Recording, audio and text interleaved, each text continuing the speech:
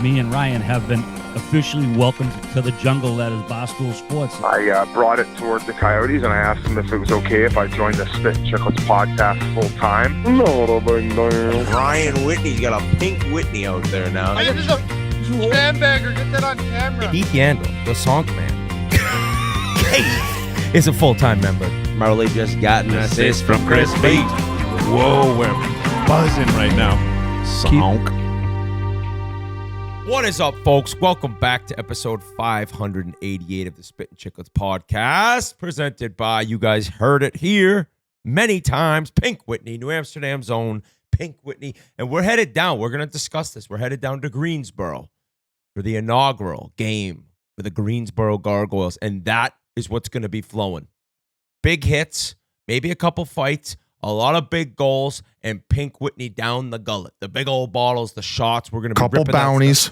Yeah, we're not doing bounties. That's Biz. We do not stand with Biz on that, even though we're all owners. But we do stand with Pink Whitney, and we do stand with the Greensboro Gargoyles. Guys, the NHL, full swing here. A lot of tough news, some good news. Depending on the fan base, you're either loving life, you're hating life. Biz, what's on your mind, buddy? How you doing? Actually, first, let's go to Greensboro. How excited are you? Oh, I'm so fired up. Well, not only to see you boys, obviously we're going to be filming a sandbagger there. We're going to keep that a little bit top secret as far as who is our guest. But you said it. I mean, we're full swing in the NHL season. Some great storylines. Really feel like there's been a real good competitive nature to the start of this season. Like a lot of rivalries, a lot of fighting, a lot of big hits. Unfortunately, too many injuries out of the gate. Seeing some big names drop, and especially for long term, some surgeries included in that. So I don't like to see that, but I just want to make sure everybody knows that I'm going to be battling through this pod. I have an eyeball zit. Wrong eye. I'm playing through something right now, but I'm going to battle. That's what we do. Somebody was saying that it's called like a chezione or something, or I thought it was a sty. Or a sty. That's another name for it. But there's like another like chezione or something. I think somebody. Is it pink like eye? nurse, Maybe. Did a girl fart on your eyeball? Maybe eating a little too much arse. He was in Toronto last week, Whitty. I was in Toronto, maybe eating too much arse. And it all, you know what it could be though? It could be Bowie fucking sneaking in my hotel room, wiping his ass with my pillow. It also could be Detroit Red Wings fans doing it too. Well, I wanted to bring that up because like just they're incredible to have you on and like just guaranteeing a win at the yacht club and just to get drummed there by the Wings. And you know, maybe not drummed. Maybe not drummed. Because you outshot them, Biz. Under the hood, Pasha style, you won the game. Nah, not under the hood. We dominated the whole game. Cam Talbot was unbelievable. He was. Outshot him 42-15. And they lost Lucas Raymond, so they were on the ropes the entire time. But shout out to them for a gutsy effort. Back-to-back wins against the Maple Leafs. And then they beat the defending champs on TNT last night. So I tell you what, that Mason Appleton, what a pickup. 3 goals the last 2 games. Starts out the year on the 4th line, gets bumped up to the top line. So, hey, man, credit to Todd McClellan for calling the boys out after game 1. And right now, that core group, not the young core group, they're playing unreal. All the young bucks under the age of 22, but the Dylan Larkins, the Patrick Kanes, oh my God, boys, Showtime looks like Showtime. It really does. So, hey, got to credit them. Their fans, though, just unbearable online. Unbearable. But I mean, unbearable in a sense of what? Like they want to hear their team discussed. Because they own him. Listen. They bent me was over. On tilt on Twitter last night. I was loving it reading. No. I was not on tilt, okay? We're not fucking starting out like this again. Okay. I ain't your fucking punching bag in this one. He's going to have double pink eye, dude. Hey, it's not even a zit. It's fucking blood pressure from these goddamn Red Wings fans, okay? The social team bent me over because they put what I said on the podcast up on a clip of them traveling Toronto, getting the W, and then getting the fuck out of town. All credit to them on the victory. Now, we got them in the TNT pregame. The whole first segment, all we talk about is Wings. We literally didn't mention the Florida Panthers one time. I got fucking all the Red Wings fans going, you're talking too much about the Panthers. The Panthers. It's like we didn't literally mentioned them in the first entire opening block. We talked about McClellan. We talked about Kane, how good he's been, the core group. Talked about the next core group wave of players coming up, the Caspers, the whole crew. And then finally in the second block, we started talking about the Panthers, mentioned how big their core group is of like 12, 13 guys, and that's which led us into the Marchand interview. Well, of course we're going to fucking talk about them in the second block that leads into the most electric guy in hockey as far as entertainment. Can we agree on that? Why wouldn't we have Brad Marchand for an interview in the second segment of a and by the way, when did he do that interview? After warm-ups or during warm-ups? Right at the end, he goes to the bench, he puts the headset on. So that's why Zamboni we do it in was the driving second, by. Zamboni's cruising by. We do it. That's nose. why we do it in the second block. So I got these Red Wings fans saying, all you do is talk about the Panthers. I'm like, all we do is talk about the Panthers. I'm like, we literally opened up the show with all Red Wings. The whole first segment, the first 7-8 minutes of the show was literally all Red Wings. And then we sent it to commercial. So I'm arguing with this guy and then I'm like, buddy, in the second block, of course we're going to talk about the fucking Panthers. They won back-to-back championships. Try it sometime and then find a guy as electric as Brad Marchand. And then I got them chiming in. You don't know, Puck. We did win back-to-back. You won it fucking back-to-back 3 decades ago. This isn't a documentary. This is a fucking national TV broadcast about current events. So as a kid who, first ever jersey, Steve Yzerman, like Detroit. Who, by the way, we got on during the first intermission. Electric. So more fucking Red Wings. And then I had the fucking mascara on my eyes in the post game, fucking doing the fucking double wrister. I know you did, which I respected. But in speaking for, I'm going to put this in terms you can understand. The Red Wings fans, you know how last night you mentioned that, and we'll get into this. This is a different Connor Bedard. This is different. Yes, it is. And it's a different Connor Bedard. Sticking up for himself, just a different vibe. His game is electric right now. These Wings fans, these are different Wings fans. They've had enough. And they've had enough of 9 straight years with no playoffs. And they're not going to sit by and let Paul Bissonnette talk about the Florida Panthers nonstop after they drummed the Florida Panthers 4-1 with 2 empty net goals. So I believe that it's almost a new Detroit Red Wing fan base standing up for themselves, looking to get into the battle for the playoffs this spring. Buddy, I will be the guy. What's the high school movie when they get the fucking paddles off the ass? Is that Fast Dazed and Times Confused. at Richmond High, maybe? No, Dazed and Confused, buddy. I'll take a full lineup of Red Wings fans after getting beat back to back by them, and then them beating Florida. No worries on that. I just need them to be reasonable. Don't tell me I didn't talk about the fucking Red Wings when we opened up and did the full first segment. We talked about the goddamn Yzer plan. I was fucking complimenting Stevie Y on his skincare routine. And his unbelievable fucking tan. He looks great. He looks unbelievable. He doesn't look like he's got a stress in the world. He knows he's secure for the next 5-6 years, even if they don't make playoffs. But I agree with you. This is a fan base that's fed up. They've gone 9 straight years with missing the postseason. They're not missing it again. And if I got a redo, which I don't, I'm not. And if I do have a redo, I ain't using it on the Detroit Red Wings. They might sneak into playoffs. They are all fed up with missing it. There was a lot of tension at the end of the season. Dylan Larkin saying, I wish we got more help at the deadline. Stevie Y saying, fucking, yeah, you don't need fucking help. You fucking figure it out on your own with the group of guys I drafted and are now coming up 22 years and younger. They got a great young group, man. They do. And they're playing their dicks off. And they're not making a lot of mistakes. And after being challenged by their head coach after one game, full marks to the entire lineup, especially after losing probably their most dynamic offensive player in Lucas Raymond in Toronto halfway through that game. They gutted out that win, and then they beat the Cup champs the following game. So rattled off 3 in a row. Let's see how things go. But before we dive too much into hockey, now that I got that off my chest, actually, we should probably talk about the Marchand interview quickly. Like, this guy. That was a very good line, Biz. Very good line. What do you mean? I believe it was if your ears were as big as your nose, you might have heard what I said. Like, yeah, that was going very right funny. at him. Right at that him. was pretty good. It was But pretty Very good. funny. I feel like I had him on the ropes, You did a little bit. and then he hit me with the uppercut in the 12th round, and then I was KO'd with the 2 rings stuck in his ears. That was just fucking classic. That was classic Brad Marchand. He you know what he does? He comes with a gun to a knife fight every time. He's coming. He's the guy on the bottom of the pile that he'll squeeze your nuts if the ref's not looking. He'll do whatever it takes to win.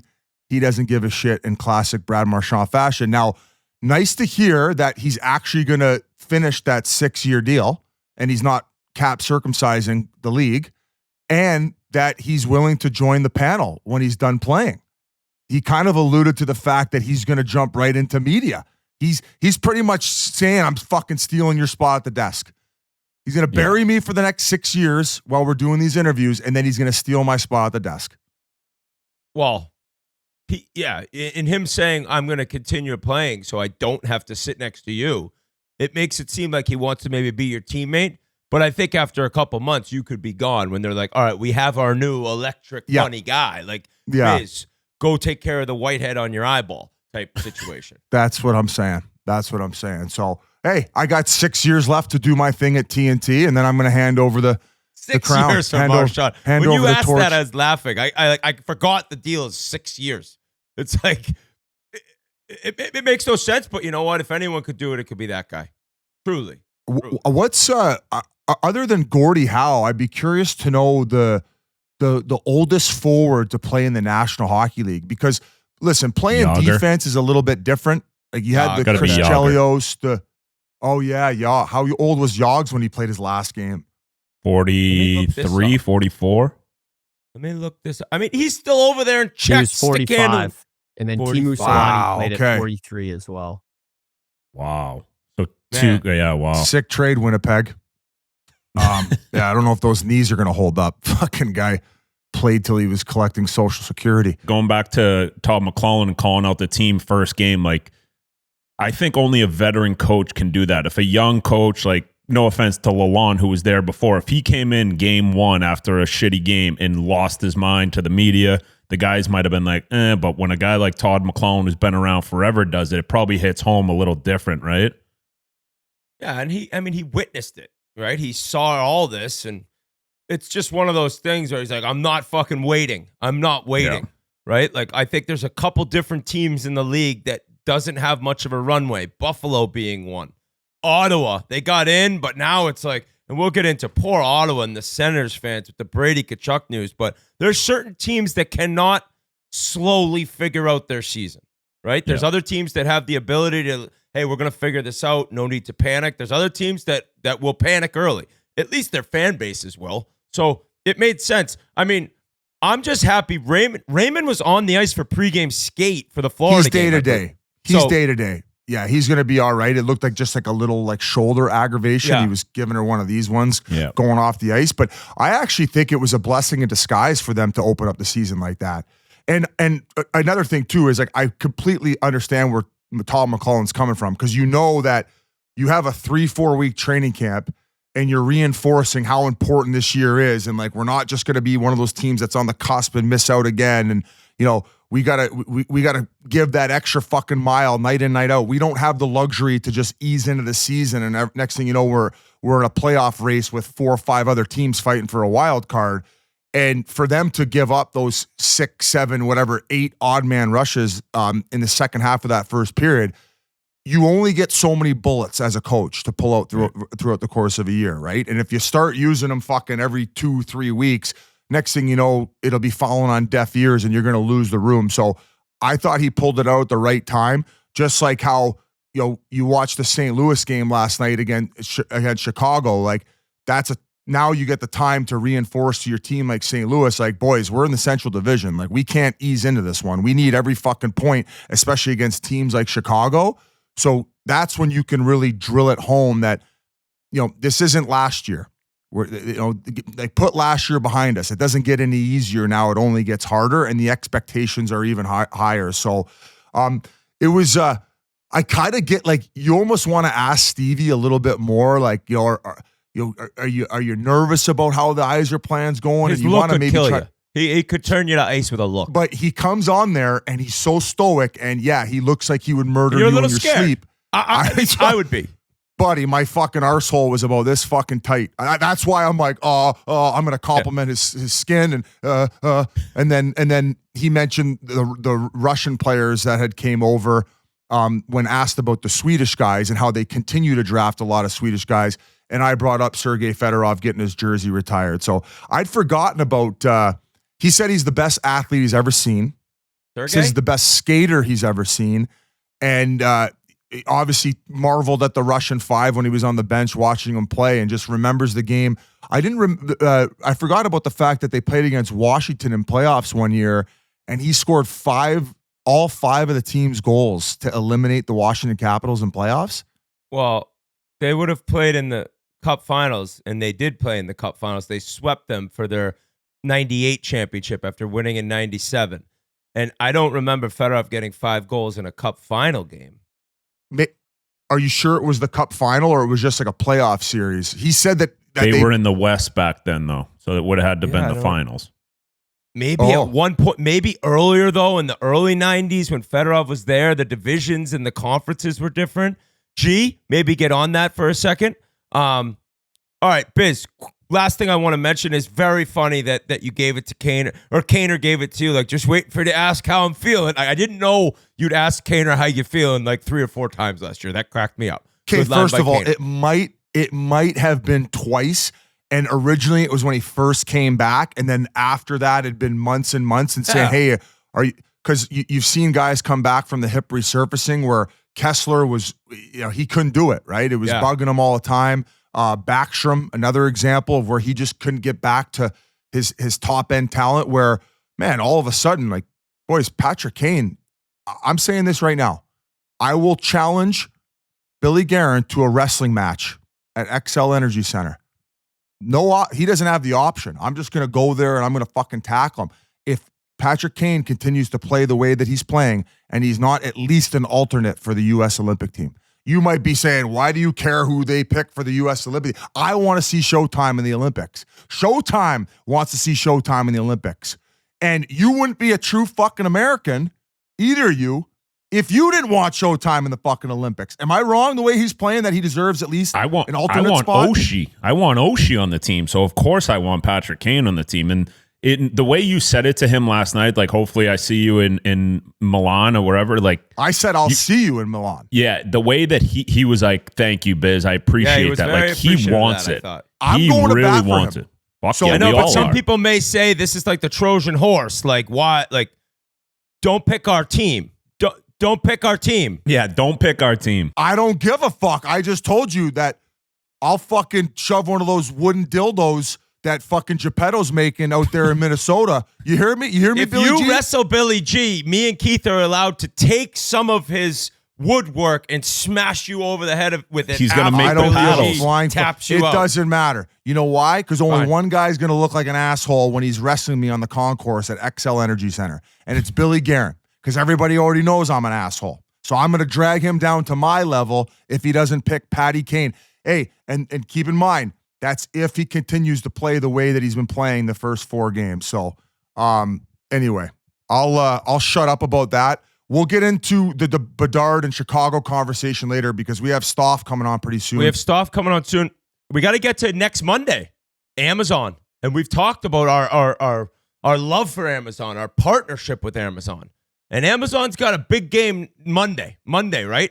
And it's Buffalo, Montreal, okay? 2 organizations that could not be or seem more opposite right now. Why? Because the Montreal Canadiens, guys, what do you mean? Are so fucking fun They're to must-watch I don't know. TV. Did you guys watch the Seattle game? Did you catch it, Biz, or was that? Yeah. When they tied it up, Demidov tied it up, and then Caulfield from Lane Hutson and OT. Woo, woo, woo. Forget about Demidov's beautiful goal to tie it up. Also, that reminds me of something that our friend Pete Blackburn brought up on What Chaos. I think it was actually DJ Bean. Let me save that. Remind me of that. Yes. But the pass Demidov gave for the assist to Newhook in the first period. This guy's incredible. This guy is so unreal to watch. His skill. A video came out with him in St. Louis working on some different things along the wall. Very similar to when St. Louis came over and then was working with Caulfield with stuff on the wall. I think maybe the top of the power play umbrella. And then, or off the flank. And then to see that Demidov is out there controlling it the way he has. I mean, what did he play? 3 regular season games last year, 5-6 games in the playoffs. He's outstanding. Hutson looked great, and I think the Hutson contract's the big news. That's what happened since we last talked. An 8-year extension, under $9 million a year.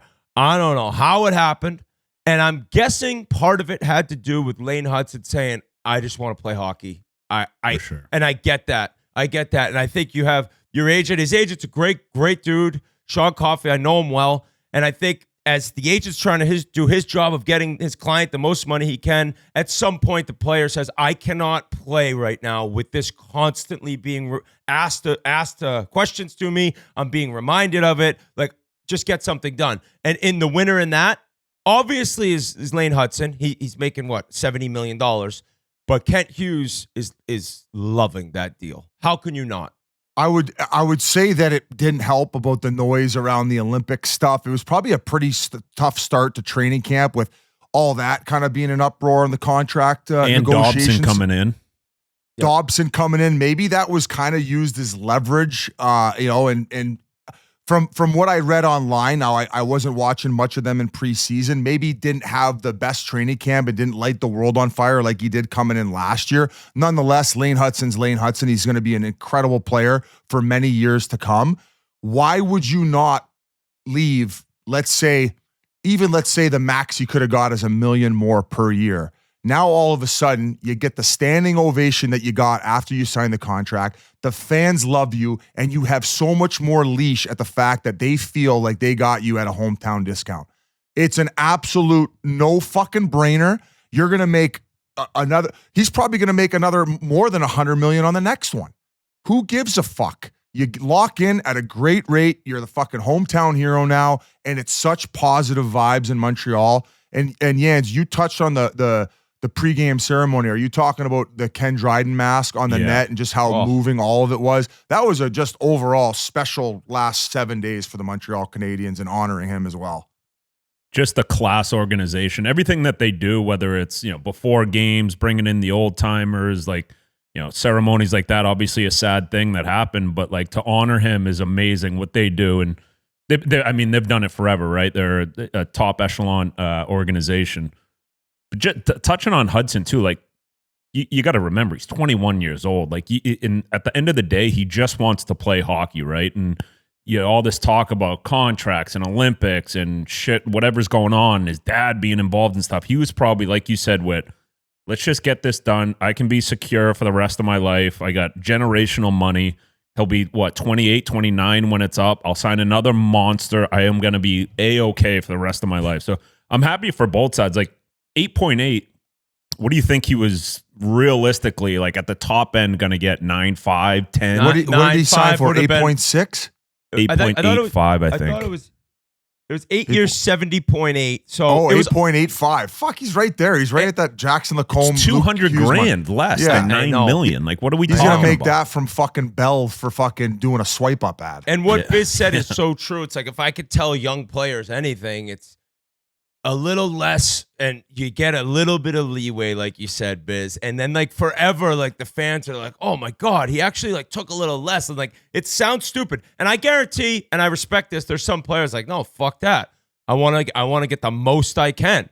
Like, I understand that. That's a confident individual. Maybe I'm just not that confident. I'm like, hey, I'm rich as hell now, and I'm kind of looked at as like a great guy for taking a little bit less from the team. So you saw the team surround him after the lap when it was announced in practice. It was awesome. Then Hutson gets announced that he's been added to the expanded like preliminary roster submission. How about those fucking words? Stay hot for USA Hockey. Him, Thatcher Demko, and Brock Besser. So I believe like the night before the final list had to be in the summer, they asked Hutson to like get all his stuff in. Like, I don't know what you got to do, all the drug testing, whatever it may be. So, that possibility is not dead yet for him, but now he gets to play. And on the other side of it, for Ken Hughes and Jeff Gorton, their deals were about ready to expire. They got extensions, I think 5-year extensions too. I mean, And then they got Hutson locked up. They get their extensions, and then they see their demigod, not Demidov. I love the demigod thing. Light up the Seattle Kraken, comeback victory. what a day to be a Montreal Canadiens fan. And, and I saw a bunch of Leafs fans online, like almost like, this is not good. Like, all of their business is very, very good right now. We don't gotta go there. I'm just saying that when you hear Leafs fans all over the internet saying, like, the Canadiens can't lose at anything right now. Like, every deal they're doing, everything they're making happening is winning. So Dobson's also been playing pretty good defensive hockey. I saw some Pasha numbers where I guess, like, he's better than people thought. We always kind of questioned his defensive ability. Well, Monday for the Amazon Prime game, they have Buffalo. Buffalo won a game, guys. Fucking right. Put the banner up. Put the banner up. And boy, did it get close. Where are their extensions? They're up 5-3. I think Ottawa scored to make it 5-4. Lindy calls the timeout with like 18 minutes to go in the third. Probably a great timeout. Shout out Lindy Ruff, he's got to be on the hot seat. I think the whole organization's on the hot seat, but they needed a win, and they got one. Jack Quinn got 2 goals. I think 2 years ago I talked about Jack Quinn. We mentioned him in the preview. That's a guy, got to step up, right? He's got to get to that next level, like a bunch of other players in the roster. So we'll see what happens Monday, but Montreal, Buffalo, it's a lot more interesting than you thought it would be in the first 2 weeks of the year. I usually like to keep the players on the ice accountable for losses, but I would have to point to the Ottawa Senators' third jerseys. They're horrible. They're horrendous. Horrible. Brutal. They're brutal. I thought it was Binghamton. It did look like Binghamton's. I'm like, when did Houston come in the league? Finally, Buffalo's playing a team they can beat. Hey, but how good has Josh Doan looked? I know I'm biased because his dad is my idol, but he has been, I think, their best forward. He's been unbelievable. And Darlene's playing well. Like, they needed that win in the worst way, just like for morale around the city, especially the Bills losing the last couple games. That's a huge win for them. Hopefully get a few more. And then there's Ottawa, who, God, you're trying to build on a great season, and you're down 3-0 to the Leafs. You get it to game 6, right? Like, the panic had set in a little bit with the Maple Leafs fans. So it was like, all right, we're in. Now it's that next step. Get to the second round. Brady Tkachuk, guys, injured. Wrist, hand, don't know exactly, but I'm kind of hearing, as most people have seen on the internet, that surgery is probably what it's going to need, which would be 2 months. And that sucks for not only the Senators fans, but hockey fans. And I think if you're somebody sitting around like, oh, no, I don't care. Like, you got a big dump in your pants if you don't enjoy watching Brady Tkachuk play. There's passion. There's physicality. Any single team in the league wants him. And now Ottawa, who's off to a bad start, they lost to the Sabres, is without their captain and their leader. And that's bad news. Very bad news. And also, last thing, the Ottawa goaltending is back. They're horrible right now. Both of them. And I was just going to say, like, it makes, going back to Billy G, Geppetto, the Olympic decision. Like, if Tkachuk, both of them, let's say they're not back till like end of December, early January. No problem. No, I know, but it's like all of a sudden you're playing against the best players in the world, and you got to quickly get back in game shape. Like, we're talking about Matthew Tkachuk. Can you stop worrying about our team? Well, I think, Biz, if you have all of January, I'm fine. If you're back January 25th or something, then it's like, all right, you got 2 weeks here. Bring them. I wasn't so much worrying about your team. I'm saying for the product of hockey, like, I would be devastated if those guys were not on the Olympic roster. I don't want to fucking spank you guys without your best players, without your heart and soul guys. Come on now. I want every fucking player, including Showtime, in the lineup.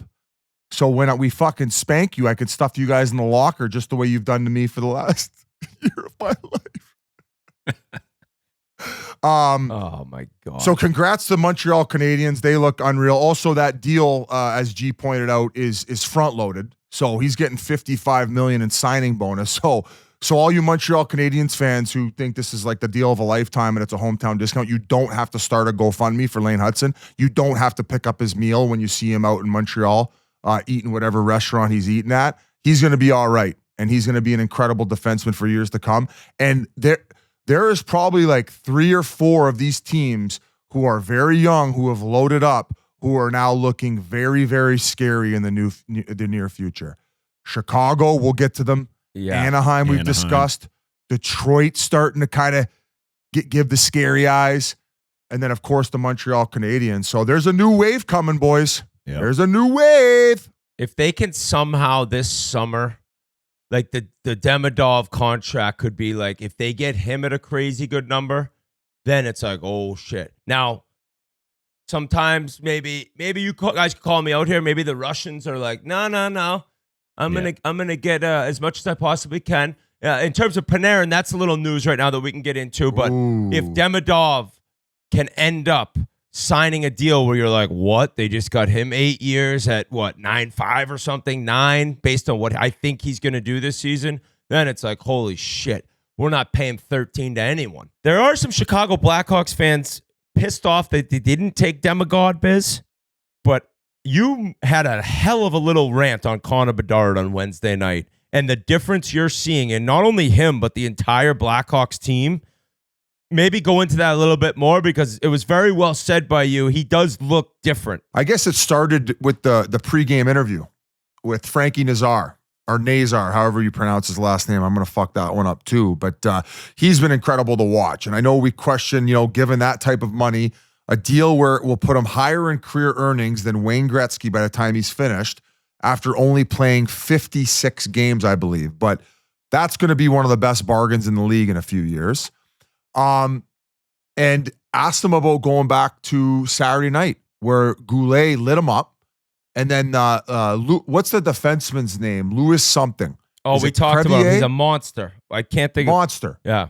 So right away, he goes over. He'd never fought before in the NHL. I don't know what he fought like in junior or college or wherever he came from, but comes right out of his comfort zone because he sees Frankie Nazar get lit up in the neutral zone. And I don't care to go in the discussion, I hate every time there's a fight after a clean hit. Who gives a fuck? Because if I'm on a team and that happens and a guy goes over to answer the bell right away to grab the guy who did it, it tells me exactly what I need to know about where the culture's at. So I'm like, wow, I've seen the first game of the season against the Panthers. They played them hard. They lost 3-2 in that one. Frankie Nazar looked incredible. Thought Bedard looked solid. Maybe not like all world exactly. Not as good as he looked like against the St. Louis Blues last night, but just seeing that kid go over, Louis Crevier is the kid's name, and grab him, this team looked a little bit different, okay?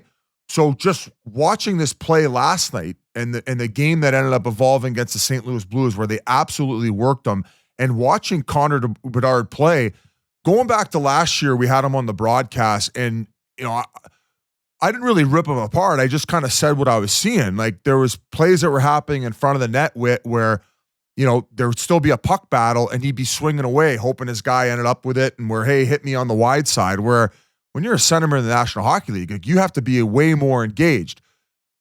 Maybe trying these seam passes where they wouldn't land and he'd turn around and slap his stick against the glass.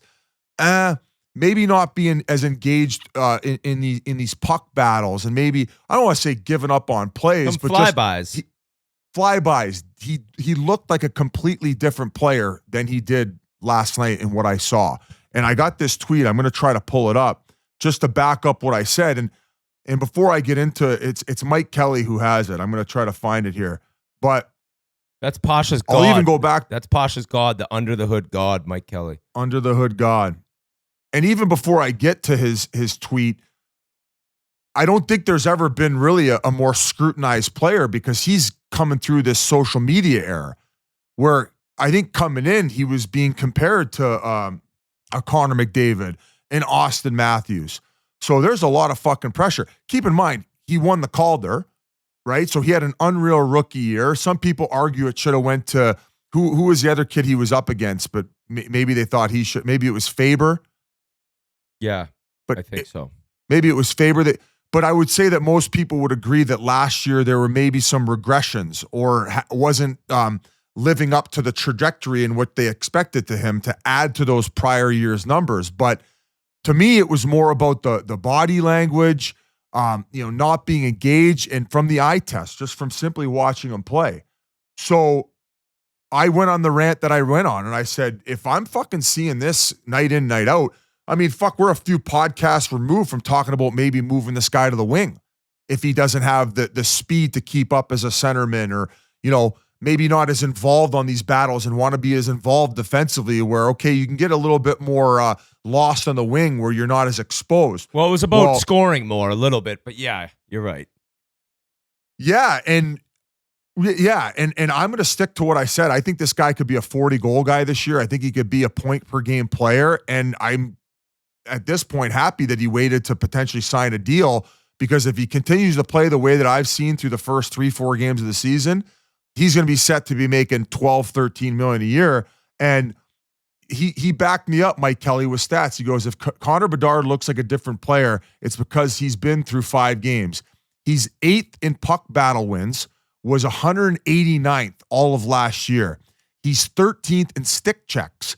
He was 190th all of last year. Puck moving remains elite, but also up from last year. Biznasty was right on last night's assessment. So shout out to him for backing me up, but they have a treat at the 1-2 slot if what I saw last night continues with him and Nazar. Like, it's unbelievable, and full marks to him for taking the offseason to address not only the physical element and how he treats his training and maybe taking a little bit of a step back, because I think also we talk about this social media era where these kids get a little bit lost in the sauce. They see, this kid's doing all this type of training. I need to do that. Oh, this kid's doing this type of on-ice training. I need to do all that. Bedard was going on the ice fucking like 10 times a week all of last season, along with the weight sessions and the dry land and this and that. So he really took a step back, reassessed all that, as well as his mental approach to the way he's playing his game through fucking dealing with these guys trying to shut him down night in, night out. The attention of the other team probably saying, hey, get on him physically and he'll quit. That wasn't the case. Colton Parayko was all over him. He wasn't backing down. That Tucker kid all over him, fucking cross-checking. Bedard's in his face laughing.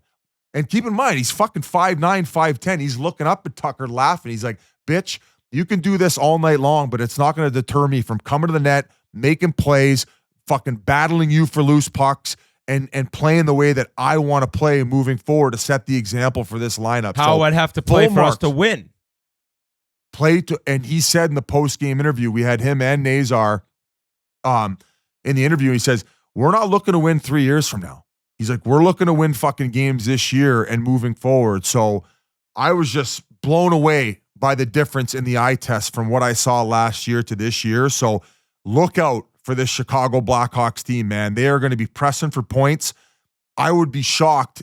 I don't think they're going to make playoffs, but I would not be shocked if they're less than 10 points away from a playoff spot by the time the year ends. I think that Rinzel's going to be unbelievable too. Nasty. And you have Vlasic signed to a really good deal. He's an enormous defenseman. We mentioned Frundell. Like, I think we have before, like, how good he's going to be able to be in his future, how high of a pick he was. So, yeah, I think exciting time for Blackhawks fans. I think that the Hawks fans who were spoiled, right? Like, that run that they had was something else. But they just wanted to, like, enjoy watching the team play. And I think from my past playing and now watching, you just want your team to have some fight. And last year there just was no fight. It was just like, yeah, the body language you bring up. They're just like, oh, we are getting pounded again tonight. And it looks like this year, now it's early, but it looks like this year that won't be the case. That's what a fan base wants. They want a team that's going to fucking grind and fight till the final whistle in the third period. And if that's the attitude that they have, I don't think the fans will have much complaining, especially if they're seeing like development from some of these guys. So Nazar, that kid flies and he competes. I couldn't believe this. Neighbors throws him in a cross in like a arm what is it, headlock. He gets out of that. The whole team's fighting and he's celebrating. Hilarious. I sent the picture to the group. To be fair, he took all the punishment early. Yeah. So it was fair for him to go celebrate and earn that. But yeah, maybe don't leave the pile until it's all resolved, then celebrate. So yes, exactly. No, but it was a great game and agreed completely on what you're saying. Like the competitive nature of their squad so far through the 4 or 5 games that have been played is completely 180 on last year and what we saw. And I'm also not the big analytic guy, but the speed burst too. Like he's hit the 24 mile an hour speed burst mark. So we talked about the speed and maybe where he would be exposed playing the center of the ice. That's not the case. He's a faster player this year, and that's being proved with that software that they have. So I know I'm not great at articulating. No. You're stuff. much better than you think. You're much better than you think, and I think Hawks fans are just happy with the product so far. Another Original Six team whose fans are not doing well, and Pasha is just sipping it all up, is the New York Rangers. They haven't scored a goal at home. Couple that with Elliot Friedman reporting that the Rangers have gone to Artemi Panarin and talked to him about taking a deal similar to Anze Kopitar in terms of like way less money than you could get on the open market. What is it? Panarin turns 35 this season. He said no. He hasn't scored yet. He has 1.5 games. So just a straight no. I will say that I watched the game they lost to the Oilers. They played well, and the fans are saying like they have been playing very well. JT Miller spoke to the media. He's like, "There's no panic here. Like we keep playing like this, we're going to be fine." Rangers fans basically have said if they play all season the way they have, that they're going to get in the playoffs. But now it gets into like if they don't score in the first period at home next game, then like it just could get ugly. So it's very odd to see a team with that much talent up front. Trocheck's out, that hurts, but like break a record for not scoring a goal at home to start the season 3 straight games. I was kind of shocked by that. I don't know. I think at the deadline, if they're not in a playoff position, they got to get as much as they can. They should trade him. I agree. They should trade him. And this is no disrespect to Panarin. Like his playoff numbers might say otherwise. I feel like when they get to a certain point in playoffs, he to me is like the Phil Kessel. He's a piece. He's not the piece. Yeah. Right? He's not the McKinnon. He's not the Crosby. He probably wants to be paid like one, and that's fine because and his stats back that up for the money wise. His regular season stats back that up. I think a fair comparison at this point would be a Mitch Marner, right? Yeah. Like anybody would want that guy on their top line on the wing. Perimeter Panarin is Pasha's. Why don't we have Pasha come on? Because he did have a viral tweet. Pasha, you can't. Yeah, get on here. Calls you him can't, the flatbread man. Like you can't. You can't sit here and say that the guy who since he signed with the Rangers, this was 7 years ago, has the 5th most points in the NHL. You can't say he's an elite player.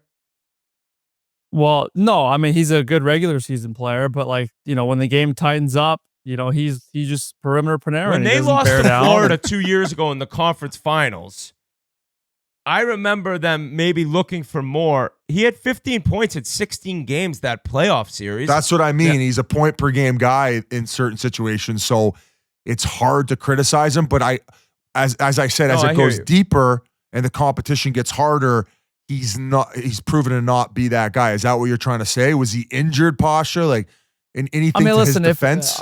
I love chirping the Rangers. Panarin's not like on my top few guys of worth chirping on that team. But like you said, Biz, like I don't think if he is your number one superstar, like I don't think that's kind of what you need to win a cup.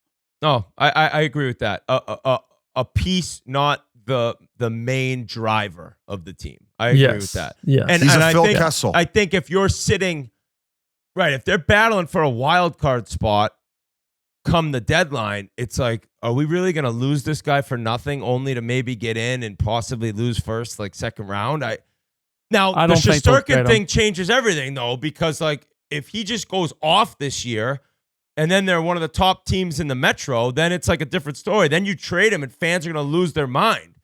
I don't know. That's a tough one.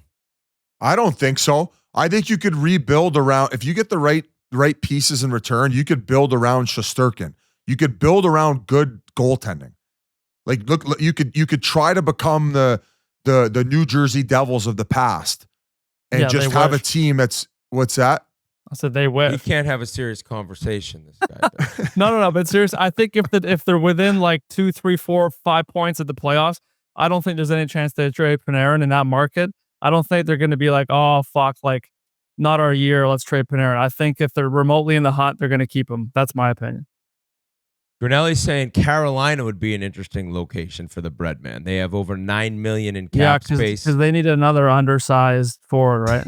Yeah. Attaboy, G. Stay hot. Pasha does not think G knows puck. He's made that clear. G does not know puck. He's made that clear. Can we remind people that Pasha can't skate?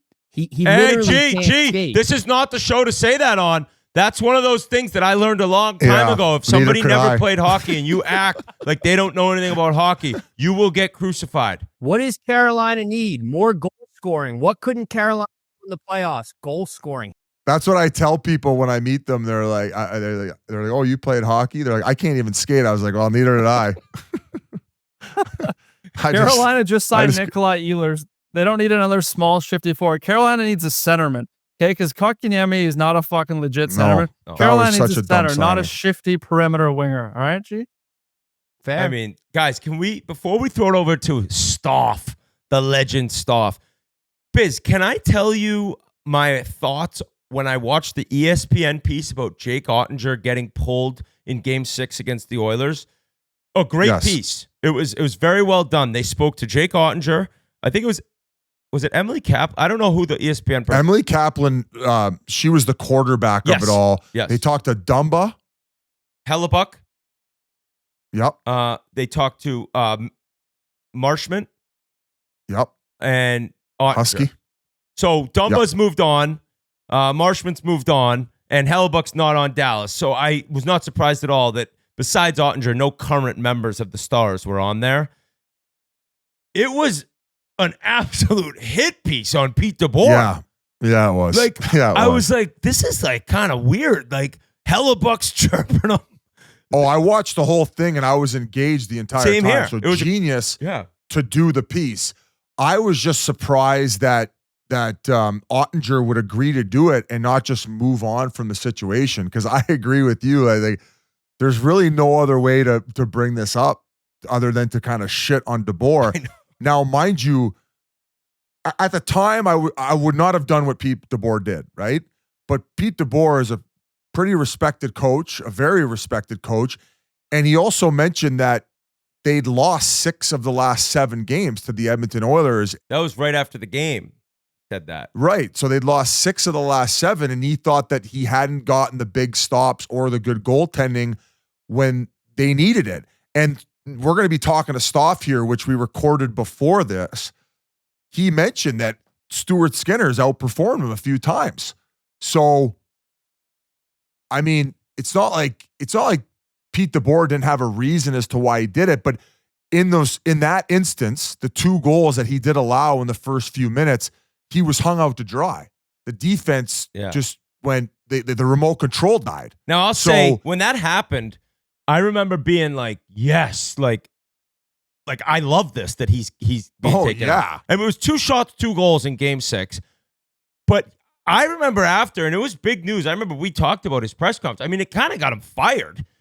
Yes. I was like, it kind of it makes a little sense to me, though. Like, he's lost 6 or 7. He just gave up goals in the first 2 shots. But the entire piece itself was they interviewed Dumba and Marshman were the 2 guys that went over to his house and crushed beers with him right after the game, which, by the way, I was laughing, thinking, like, can you imagine the carving that they were doing of Deboer, those 3? They're still doing it on ESPN. He probably texted Emily Kaplan and being like, yo, tee this up. Let's go. Yeah, we went over, we started drinking beers, and just carved the coach. Yeah. But interesting piece. A very well done piece. Just like I was unreal. I haven't seen like Deboer sitting on his couch getting ready to watch games. By the way, he'll be a head coach by Thanksgiving. And he's like, what the fuck just happened? And respect to Ottinger for agreeing to do it. Once again, I would have probably said, I want to move on from this and just focus on this year.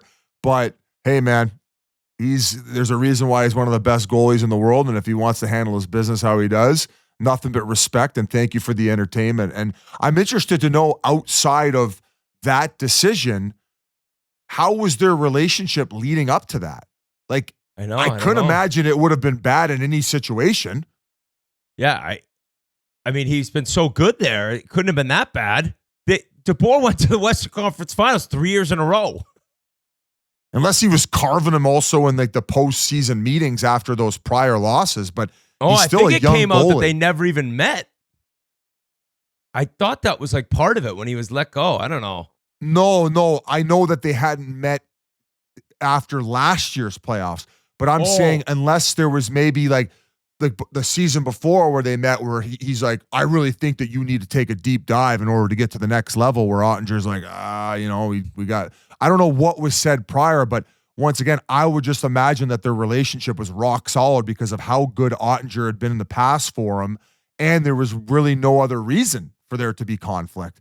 Up until that point where he's like, all right, fuck this guy. We've lost 6 of the last 7. He let in the first 2 shots. All right, you're done. Casey Put the DeSmith. backup in. Here you go, Casey. And like the whole team's like, what the fuck just happened? At home, too. They're like, yeah. Oh. Anyway, and going back quickly just to the reason I brought up, we're kind of in these unprecedented times, and I mentioned the social media aspect. I just feel like there's probably been more pressure and more scrutiny on Bedard as a result of this TikTok hockey era, Instagram, and all these things. Would you not agree? Like, obviously McDavid was coming up right around the time where it was popping off. It wasn't like Matthews. It is now. No, and also early on, they lived up to everything that was being talked about up to them, where, yes, Connor won the Calder, but from an eye test and what we saw compared to those guys, not even in the same league, especially in the second year, where a lot of people online, or some people, excuse me, are kind of comparing it to where what maybe the expectations were for McKinnon and where they lied after years, 2, 3, and 4, where it took them a little bit, but once it clicked, it clicked. So I'm pushing my chips in. I've seen 4 or 5 games of Bedard this year, whatever it's been. I'm all in. 40 goals, 90 points. I'm all in. I'm all in. All right. I think we're gonna see. And before the season started, I would have said no. I think he's just gonna be a really good forward, maybe a point per game forward, but not the guy. Where I'm saying I'm pushing them all in, baby. I'm all in on Bedard. All right. I'm all in on Bedard and Nazar, baby. the McDavid, McKinnon, Crosby, Ovi, Matthews, like that's a long time ago. Even McDavid 10 years ago, Matthews 8 years ago, whatever it is, like there wasn't the TikTok, Twitter madness now. So the noise has just been that much crazier about Bedard because he's been the first guy since them as this generational, once every 20 years type player. And those guys, there was Twitter, but it wasn't like it is now. And even when I go on Instagram, when you talk about training, my algorithm, it's like all like how to shoot the puck, how to stick handle, different drills, where if you do, like, you can get so deep where you're trying things that are completely opposite. If you're trying everything, it's similar to like people who are on YouTube for golf tips. There's 5 million things, and like they differ between one another. So it's like if you get in that with skill work in hockey, it's like you got to get a guy you trust. You got to get a work like a regiment and like a skill set and practice the way that you want with a guy you trust. And it's like stick with that. Don't go off script trying all these different things. And I'm not saying he did that, but it is an interesting time for younger kids. I've talked about it before. I think the reason for last year and some of the lapses was just overtraining and wanting it that bad. Yeah. And you can't fault the kid for that ever. But trying to find the balance and where the time and energy and when you're amplifying your nervous system and doing it with the right shit, as opposed to making sure you're taking the right amount of time to rest and recover and rest your nervous system, that is just as hard to figure out and as important to figure out. And I think that he's honing all of it. And look out, league. I think he's coming. And now we have the man with the best nervous system in hockey. Oh, yeah. To talk about the Edmonton Oilers and the province of Alberta, Bob Stauffer. Bring me my guy. Put my guy's face on the screen. What's up? Dum, dum, dum, dum, dum, dum, dum. The man knows puck, folks. We all know him. We all love him. Well, I don't know if everyone loves your stuff, but I do. Bob Stauffer, what's going on, buddy? I'm not even loved in my own household. They moved.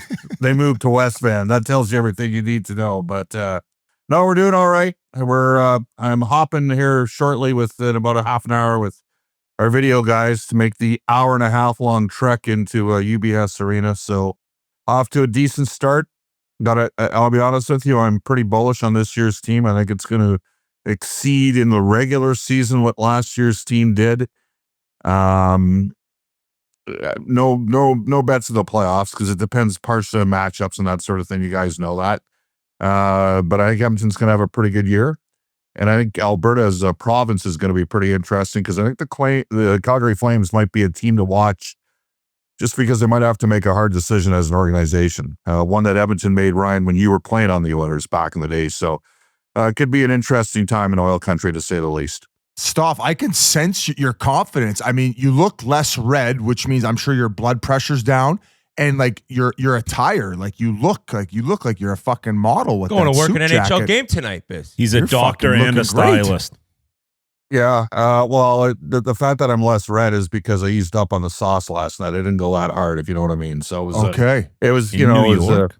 it was a 3-drink night, not a 9-drink night. Because at the end of the day, when you're in this business, and I've been doing the Oilers for 18 years, like win or lose, you still booze either way. Oh, You like to have a good time. You got to cut loose and at least have a couple or 8. And so I appreciate from 3 guys that look as good as you guys do. A guy closing in on 60 really appreciates that sort of sentiment coming from. G also put in the chat, he thinks he saw you front row at the Victoria's Secret fashion show. That was not me. That was some poor bastard that looked like me. Okay. All right. All right, Stauff. I thought maybe that's why you got kicked out of the house. We got about 27 more minutes with you. That's more than enough time. I love it. Let's talk quickly about some newcomers to the Oilers, right? We see just the other night, Mangiapane gets put on McDavid's line for the Rangers game. I believe, is there a chance tonight that David Tomasek will be playing on his right wing on the top line? Roslovic with Leon. I love Tomasek from what I've seen. Big body, undrafted, 10 years in Europe. Kind of explain his game a little bit and explain if you think Mangiapane could last all year with Connor. Well, first of all, they didn't think they were going to get both Mangiapane and Roslovic. Their hope was to get one of those guys in free agency back in July 1st. They ended up getting them both. As for Tomasek, Stan Bowman during the Four Nations face-off, he ended up going over to Sweden and helped seal the deal there. Tomasek had led the Swedish league in goal scoring the year before. Last year, he led the Swedish league in scoring. He had lots of choices. He's with Octagon. That's the same agency that has Leon Draisaitl. And they ended up getting David Tomasek as well as a kid named Joshua Szymanski, who might be the Oilers' best younger prospect down in Bakersfield. They're both Octagon guys. Leon played a factor in the procurement of those 2 players. Tomasek has never played net front on the power plays there right now because Hyman's out with the injury. Hyman's on LTIR. And yes, he is going to play right wing tonight. He finished in the game against the Rangers there with Connor and Mangiapane. And he protects the puck pretty well. He was bigger than I thought when they initially sort of recruited / signed him. And, I would say that he plays a bit of a European big man game, but he's got good high-end skills. He's not checking.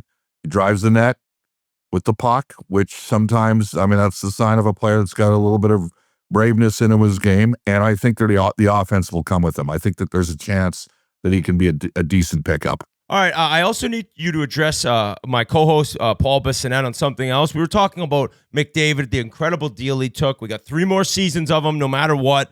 Biz then said he thought maybe Wallman didn't take that much of a deal. Did you like the number, or were you hoping for a little less than 7? Well, first of all, I asked Jake Wallman point blank if he talked to Connor. Those 2 grew up playing together in Toronto. I go, did you ask Connor, what Connor's plans were, where his headspace was at before you signed the long-term extension?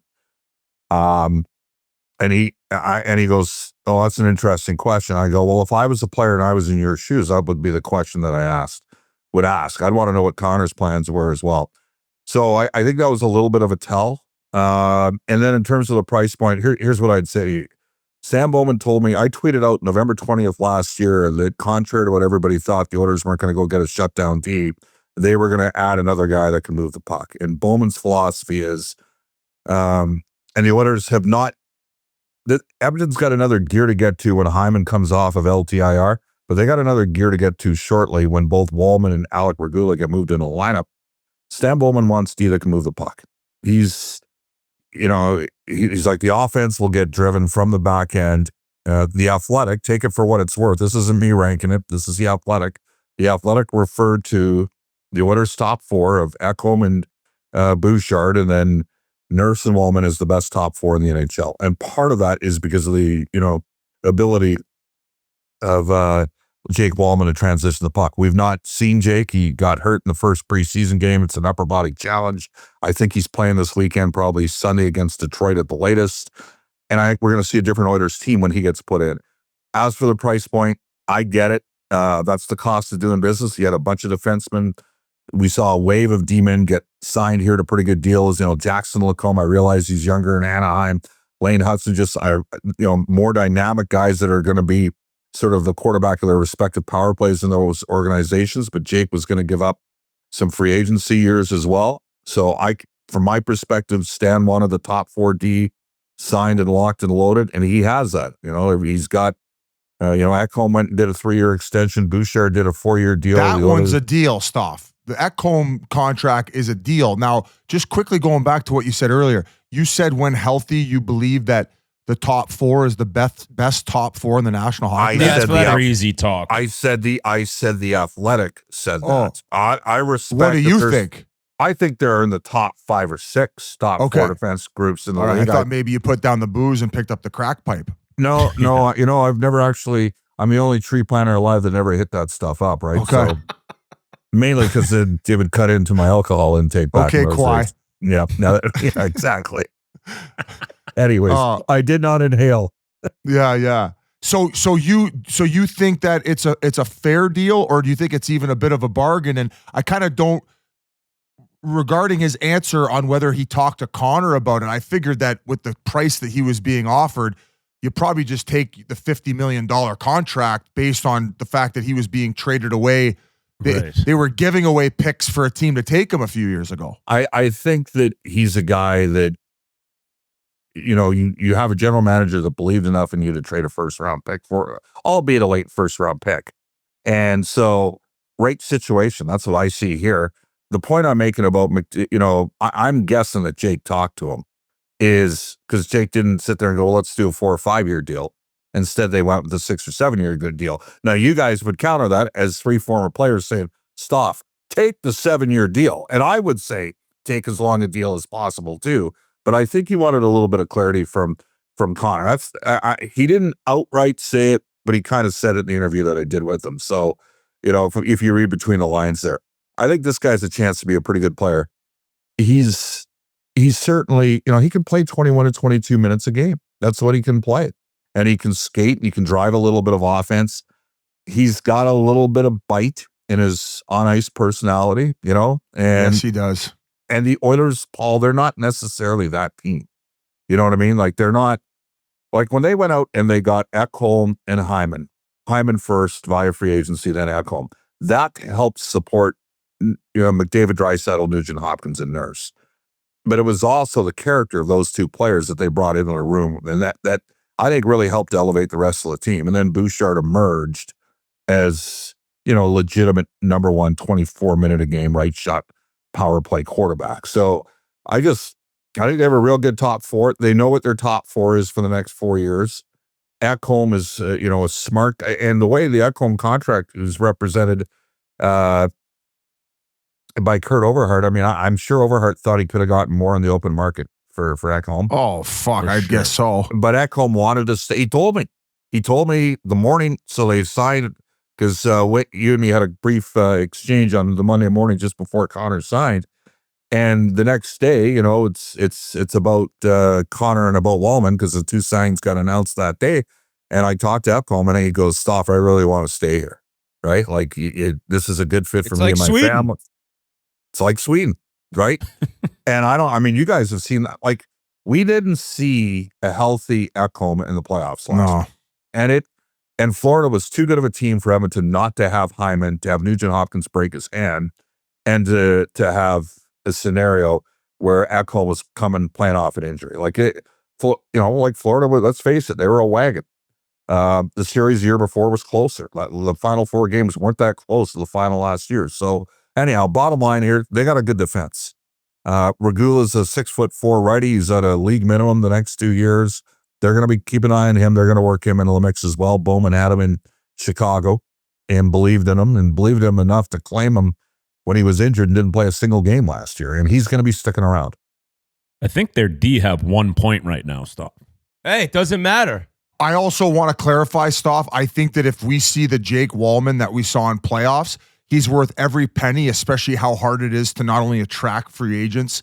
Maybe not so much with Connor and Leon there. Yeah, it's different now. Yeah. It's a little bit different, but to get a guy of the way that he played in playoffs of that caliber, I think that he's worth every penny if we continue to see that moving forward. And agree with you. Like I wasn't familiar with the bite he had to his game when things were getting harder and Florida was getting more aggressive, not only with their physical play, but also with their mouths. He was the one guy that I noticed the most where he was right back in their face being like, fuck you, and chirping them back. And it takes a special breed to play that type of hockey. So I feel like he earned that deal. I was, I guess, personally just shocked at maybe the length and how much it was originally. But hey, that is also a lot of money to be wrapped up in your top 3 highest paid D, including Bouchard. So you got 10.5, 9.5, and 7.5. And that's why the break on the Ekholm, like, this year Ekholm's making 6 from the Oilers. He's got a 250 retainment with Nashville, but 6 from the Oilers, and Wallman's 3.4. So that's 9.4 million. Next year, those two combined will be at 11. So not bad. Hey, and so I want to get to this forward group. There has been a lot of turnover the last 3 years, and there's a lot of different guys we got to ask you about. Obviously, probably the biggest question mark over the past few years has been the goaltending conversation. I also just want to break this news with you on here. So Carter Hart has officially signed a tryout with the Vegas Golden Knights. I was hearing rumblings that was maybe someone that Edmonton was trying to get. Maybe that was just a Murls complete had rumor. That was Murls broke that a couple days ago. How do you feel about Skinner's weight loss, how he's looked so far, about their tandem? And is it something that they will have to eventually address at a certain point? Because you look back to last year's finals, the fact that you have goalies going in and out and they don't know who the starter is going to be, that's not a typical thing for a team who hoists the Stanley Cup. So as you guys are aware of, Carter Hart grew up playing against Stuart Skinner. Carter's from Sherwood Park and Stuart from the Southside Athletic Club. And I moved from Sherwood Park into the Southside Athletic Club to play. Those guys were the two guys. I don't think it was ever realistic that it was going to make sense from both parties' ends. I do think Carter wanted to play in the West, and I'll leave it at that. But to me, it didn't make sense for Skinner. I mean, they went out and got Connor Ingram. The moment they went out and got Connor Ingram, and took a chance on him, and there's a connection between the Ingram family and the Knobloch family. Ingram is from Imperial, Saskatchewan. He's the only current player in the league from there. And, Connor Ingram lost his mother about a year ago, and his mother was Chris Knobloch's mother was Connor Ingram's mother's best friend. So there's a belief there that they could work with him. Connor Ingram's going to start a game down in Bakersfield this weekend, and at some point, I think he's going to get a chance to be back in the NHL. And the guys love Calvin Pickard, and he did a great job last year in the playoffs. Skinner's the guy that's got to sort of reestablish the order here, because he still has he's a 26-year-old goaltender. Edmonton had Devin Dubnyk here and punted on him after, he had like a 916 and 921 save percentages in back-to-back years, right? And he ended up, now, Devin bounced around. He went to 3 different organizations before the goalie whisperer, Sean Burke, who, oh, by the way, is in Vegas now. Turned Devin Dubnyk into an NHL starting goaltender. And by the time he got to Minnesota, really good goalie for a number of years. I don't want to see Edmonton make the same mistake that they made with Dubnyk. Like, I think you got to give Skinner a chance. He's 26. He was never supposed to be the starting goal for a playoff run. 2 years ago, Jack Campbell was supposed to be the Oilers' number 1 goalie at the start of the year. Didn't come to fruition. I guess 3 years ago, because it's been 3 years for Skinner where he's been in the league. He's got to continue to work on his glove. He's got to continue to work on his puck handling. Obviously, gave the game away against the Flames. But he had a great start against the Rangers the other night and responded. He's lighter. He's quicker. He has a new goalie coach. He has a new voice. Let's see what happens here. Like, I think there's some runway for him during this year. But beyond this, he's a pending UFA, just like Pickard is. I think all bets are off if there's a lack of success there. But I also think he can secure himself, full-time employment long-term with an extension if he has a hell of a year and the Oilers win the final game of the playoffs. I love it, Stauff. Just calm, What a breakdown. reasonable. And the Stuart Skinner you see Tuesday night against the Rangers, that's where it's like, holy shit, he was outstanding, stole that game. Is he tying his skates a little tighter? All right, ignore him. What do you mean? That's fair. That's fair. Panger brought that up on your guys' show, and I was like, the Oilers, I think Skinner can understand how to play at Edmonton because he's from there. There's a lot of pressure there. It's a different market, right? And by the way, and I'm not comparing him to Grant Fuhr in any way, shape, or form, but Grant was from oil country as well. And I think it allowed him to handle the unique complexities of pressures of playing in that market. Skinner is evolving. He's growing. That's like just to write a player off at 26 because he had one crappy series against Florida. For 2 years in a row, he went up against Dallas, who had a really good team, and put up a .922 and .924 save percentage and outplayed Jake Ottinger, who was a stone-cold mortal walk for the U.S. Olympic team.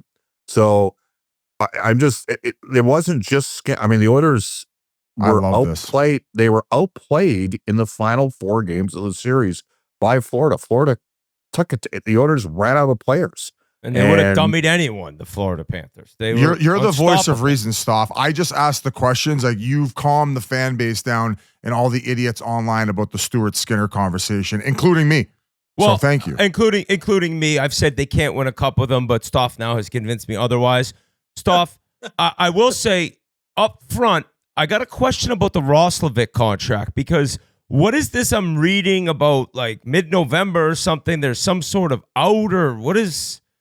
Yeah, so there's a 4-team. My understanding is there's a 4-team no move clause. So I would assume or a 4-team 2-trade clause. I would assume that maybe there were 3 or 4 other teams in on Roslovic.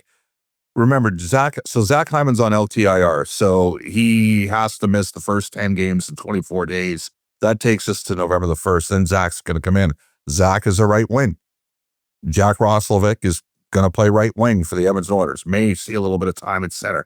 Jack Roslovic is going to play in the top 6. Again, the Oilers got Roslovic and Mangiapane for $5.1 million. Like, they're going to make him want to work with those guys. They got a couple younger guys in Matt Savoy and Isaac Howard that they're going to try to transition in over time. Those guys have to be up and running full time by next year. Savoy's going to be on the team the entire year. Howard hasn't seen a lot of ice time. Savoy's being used on the PK right now. So there's a window here in the short term for Roslovic to get a lot of time in the top 6. He just played his first game the other night against the Rangers. He can skate. There's no question about that. Last year, he led Carolina in even strength 5-on-5 scoring during the regular season, which every team in the league needs 5-on-5 scoring. So we'll see how he does. And, I don't think he was signed just to be here for a month. If it's an outright failure, I guess maybe there's some options. And he also switched clients from Claude Lemieux to Justin Duberman. So Duberman's a Chicago guy where Stan Bowman has history with him. And, we'll see. We'll see where it ends up going. I got to ask him just quickly about this forward group because, this is my biggest thing about the Oilers. On this forward group, I would put Connor McDavid, Draisaitl, Nugent Hopkins, and then obviously Hyman when he gets back as part of that core group up front. But then it's just constantly so much rotating. Mangiapane, the Tomasek guy you mentioned, Roslovic, Podkolzing. I know he's been there a little bit, but still, Frederick, Kapanen, Howard, Henrik, Savoie. These are all kind of new faces within the last 18 months. There's a lot of changing, and you see a lot of these teams that end up having success that they don't have that type of turnover. Hey, excuse me, housekeeping. Can you come back at about 2:15? Thank you. Want me to fluff your pillow, Stauff? Are you trying to avoid this question, Stauff? No, I'm not at all. So all fair. They have 4 legit top 6 forwards all day, right? McDavid, Draisaitl, 2 of the 4 best players on the planet. Hyman, a 50-goal scorer, 27, 36, 54, 27 goals last 4 years at Edmonton, and then Nugent Hopkins, who plays in every situation. So between Mangiapane and Roslovic, those guys are obviously going to get the first two cracks to play in the top six, but they're for sure middle six forwards. And then they've got Frederick, another middle six forward. They see Podkolzin as a middle six forward. Kapanen right now, trying to push his, trying to become a full-time guy, had a pretty good playoff run for Edmonton. And then there's Savoy. And kind of a little bit further down, I think we have to be pragmatic. Henrique at this stage in his career is playing fourth line center. Howard making that transition from the NCAA. Will he need some time? Possibly. And the farm, maybe after, as an example, when Hyman comes back from the injury. So we'll have to wait and see. So I'm here to tell you right now, if the Oilers make a move, and I think maybe you have Stan Bowman on the show at one time, the Oilers are going to be trading their 27th first round pick. My guess is they're trading it for a top six forward at some point during the year. And likely a guy they think they can sign. But they want to give a little bit of a look-see at David Tomashik, see how he does. And I think that they can cobble, like no team's perfect. You talked about the lack of offense in the back end, Keith, and right now that's true. Bouchard's missed like 4 sitters in the first 3 games, but they ironically enough, who would have thought they would have been the number 1 defensive team in the league, which is where they're at right now. They've given up the fewest goals against the league through the first week of the season. That's not going to continue, just like the lack of offense in the back end won't continue. They'll generate some of the back end. Forward depth, I think they have depth. I just don't think they've got a true top 6 the way other teams have a true top 6. Okay, my last question. If you had a magic wand, you talked about using that first round pick for a top 6 forward. Give me your top 3 guys that you'd like to see in an Oilers uniform before playoff team. And Whit, you could chime in about maybe who you want. I'm going to throw out a name there. Alex Tuch. Is that a guy? The one I gave to the group chat? Okay, it was you. All right, fine. Hey, could take credit. I don't care. I'm just fucking starting the conversation. I love Alex Tuch. So I would be in on Alex Tuch all day. I think his cap hit is $4.5 million. So you got to find $2.25 million in cap space because obviously Buffalo would need to retain. I think the Sabres can do everything possible to re-sign Alex Tuch. He's from there. I think there's a family connection to Vancouver for Alex Tuch. I don't know how that might theoretically. I mean, Alex Tuch might get $8 or $9 million, guys, in free agency. He might get $9 or $10 million. I mean, Buffalo might need to step up and spend it, but for me, he would be at the top of the list. That would be a top 3 guy for me all day, Paul. And then who would be who's like reasonable? Who do you think is attainable where it would actually address that need? I mean, I'd have to look at Raquel, dig in on Raquel in Pittsburgh. That would be another guy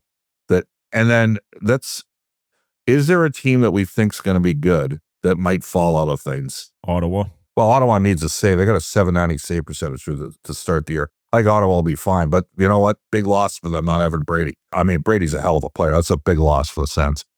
Sorry about all these added questions. I just felt like we needed to get this information off of Stauff, Whit, and Jans. Like I think we needed these I answers. agree. I don't know who Stan's targeting. I'm just telling you, if it were me, I would look at Tuch or I would look at a guy like Raquel. And I mention that because the potential position that those two teams theoretically could be at. And their bigger forwards play fast. Yeah, they would be a great fit there. Going back to the Isaac Howard thing, like if he was to get sent down, just from what I've seen, and obviously you know him better, like he asked for a trade out of Tampa. He kind of seems like one of those kids that doesn't really understand how the league works. Like, you think he'll handle that well going down to Bakersfield? I think he's playing under 10 minutes a game, right? He's not really played yet with with Connor Leon. Even through preseason, they kind of, like Connor Leon, I have a saying, like if you're Connor and Leon, a lot of other teams' 2 best players play together. They're not playing together tonight. I think Isaac, unique situation. I don't know what happened in Tampa with Julian and Brisebois and in the Howard camp. I know that he was open to coming to Edmonton. The trade was made. I think he's going to be here no matter what until Hyman gets activated. So that's like until November 1st. And I, you know what? I'm pretty sure he can see the reading of the wall. Like if It's probably better for him to go down and play 18 to 22 minutes a game. 100% it is, For Stauff. sure. 100%. Right at some point. Or than trade him play to Buffalo for Tuck. Leon played in the fucking AHL for a little bit. Like, He should, Right, you but know he what? just doesn't He seem like shouldn't a kid that would He- take that well. Yeah, well, and there's your point right there. Like Leon did it for 3 weeks, 6 games that he went down there, and the difference is Leon might have been Edmonton's second or third best player in the start of the 2015-16 season in preseason, because I did those games. And Alex, in the situation involving Isaac Howard, like he was better as preseason went on and had some nice moments. But Draisaitl was like McDavid just right from day one of training camp and in preseason was dominant that year in the fall of 2015. I didn't think Leon should have been sent out. I had that argument sitting on the tarmac discussion with Craig McTavish and Scott House. Like, they were at that point, had Peter had taken over, Chiarelli had become the GM, and I'm like, I disagree with this. I don't think it's right that Leon's going down. Like, it's a meritocracy. He's been no worse than the second or third best forward. Like, he played all 3 rookie games, and he played 7 preseason games, and he was a star in 4 of the 7 games. Why are we sending this guy down? And, well, he needs time. And then, of course, they never, you know what? There were people that never thought Leon was going to turn out to be as good as he did. There were. I was from a different camp. I thought he was going to be better than everybody thought. He turned out to be way better. Like, even I didn't think he turned out to be this damn good. Like, he's one of the 5 best players on the planet. But you bring up, right? Like, you make a valid point. He did go down for 6 games. And he wasn't particularly happy down there either. well, he didn't do much down there. You ever been to Bakersfield? Yes, because I couldn't come back to Canada because of the pandemic when I got COVID in Chicago. So I went into Bakersfield for a week. Stauff, I know you got to run, but we need a couple more minutes as a favor to the guys. Just that comment about Calgary and having some tough decisions to make. Is that more, hey, we got to completely tear this down? Got to come from ownership. Like February of 2010, I think it was right before. Didn't the Oilers trade for you just coming out of the right when they decided to rebuild, they traded for me. Exactly. Right. And it came, Daryl Cates came on my show and said, Bob, let's face it, we are rebuilding. It has to come from ownership. The owner has to agree to it. Otherwise, it doesn't work. And so in Calgary's case, like Dustin Wolf, they had a -13 goal differential and finished with as many points last year as St. Louis. They were 2 points behind Florida, the overall standing. That kid camouflaged a lot of the problems Calgary had last year.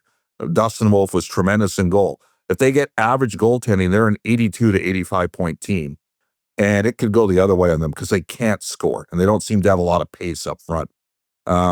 So I think there might have to be a hard decision. I think that, well, if they play anything like they did against Utah last night, they got fucking drummed in that one. If I'm them, I strip it down and I look to get a boatload for Anderson because he's got a very healthy cap hit at, I think, just over $4 million. I think Vegas would be a great landing spot with Petro in absence. And I think that they should try to sucker the Avalanche to take not sucker, but get a boatload back from the Avalanche to get Kadri back down. You can let Chris McFarland, hey, you need to get suckered by Calgary. Well, do you know what I'm saying? I hear what you said. If I'm Calgary, I would call Colorado and be like, you want your fucking boy back? Because I know McKinnon would want him. Yeah, no, there's no question. Guys, I don't mean to be rude, but the coaches are texting me, where the hell are you? So, okay. Wow. Okay, Oh, yeah, no, we're it's an hour and a half from downtown. Hey, I'm really flattered you had me on. Thank you very much. You're a legend, have fun buddy. watching, what's his name tonight? Schaefer. He can skate. Geez. He's good. All right, Safe, guys. Daddy. Stauff. We'll see You're you, a buddy. legend, Stauff. Thank you so much to Stauff. I mean, a real gentleman, an Oilers man to the core. So while presenting it classy, I believe Stauff is just loving the fact that the Flames are kind of a disaster. They kind of are, Biz. They are. And just going back to Edmonton, like, he really, like, even me, he calms down the fan base on irrational decisions. He's so knowledgeable about what's actually going on. Like, I'm a believer in Stuart Skinner right now. I want him being the guy. He should be Team Canada's goalie. I fucking put I'll him in pick there. your team. Yeah, I'll there we fucking go. tighten his skates for him. There we go. I agree with you, Whit, on the Calgary Flames, though, and also Stauff. Like, I thought last year was going to be the time to sell. I would hope for their case that the want for a guy like Kadri and Anderson is even higher and there's even more desperation so they can get the return that they deserve. But I didn't think they were going to be good last year. I thought they were going to be like a top 5 lottery team. I think that obviously Wolf had the year that he did. I thought that they got good goaltending from the tandem. I think it was Vladar was the other guy who was in there, and he played probably like 35, 40 games as well. So, yeah, I just look at this lineup though, like Sarangovic, he had a career year last year. Is he going to be able to put up those type of numbers? I believe he was over 30 goals or at least close to it. I think that Connor Zary is going to have a great career, a ton of skill, still very young and a lot of room. Jans, you're a little bit more aware of Farabee and what Morgan Frost bring. That was the trade that they made with Philadelphia, I believe, for Kuzmenko at the time. And then obviously Kuzmenko was flipped over to LA. What do you see from them? Like, I mean, they're right now in a top 6 role, but I'm looking at the Western Conference. I don't view them as like a big time threat in a top 6 role. Yeah, it's like Morgan Frost, who is one of the more skilled guys that I ever seen. Like crazy skill. He made a great play on Anderson's goal last night. But him at the second line center, especially in the West, like he's a smaller guy. Can he handle 82 games or a 7-game series against Connor McDavid or Leon Draisaitl? Like it's tough. So, but I do think he's a great player. Probably not a top 6 right now. And where they're at right now, he's in the top 6, so it's not going to help their team. Farabee can play top 6 on any team. He's unreal skater, unselfish, great shot, great passer. So I think he's a guy that he's a top 6 on any team in the league, in my opinion. But it's just for them, like Huberdeau being out right now is tough. Like last night against Utah, like Devin Cooley, that game should have been 10-0. Like Cooley made a ton of saves. Like he kept them in it. And like usually when your backup goalie's in, you try to tighten it up a little bit and keep it, in front of you. They were giving up breakaways, 2-on-1s. It's just that it looks like a team that just doesn't really want it or know how to play right now. And it's tough too, right? Like you're in Canada to go out and say, we're going to rebuild right now, especially after making deals, getting Huberdeau, getting Mackenzie Weegar, getting Morgan Frost, getting Farabee, Nazem Kadri. Like they've got some money into this, right? Like it doesn't seem like Calgary's a town that's going to say, all right, yeah, let's, we're all for a rebuild here, right? So, well, it's like, but they have the new arena coming. I think they have this season and next season, if not another one. I'm excited to see this Zane Parekh. I think he thought he scored against Utah because it looked like he shoved the stick in the sword handle, the holster, and then it like didn't go in unless he just did after he missed. It was kind of funny. The Radulov. But they're 1-4 to start the year. Yeah, I don't know. And Stauff mentioned how much that Wolf covered up for them. At the same time, they did have the 31st ranked shooting percentage last year, so that's kind of bad luck that would go the other way, that you think that might be able to go up a little bit. But through 5 games, they can't score. So, yeah, I mean, I feel like it'd be a lot easier to discuss a rebuild, and then you'd still be in it when the new arena opens, but you'd be hopefully on the other side and on the way up a little bit with a couple more seasons of hopefully some really high draft picks.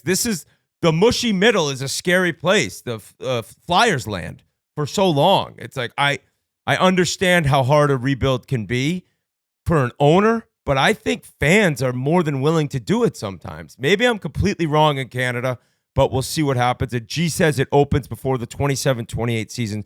So 2 more years in the Saddle Dome. A great. And they just signed Huska too, right? Yeah, they just re-signed him.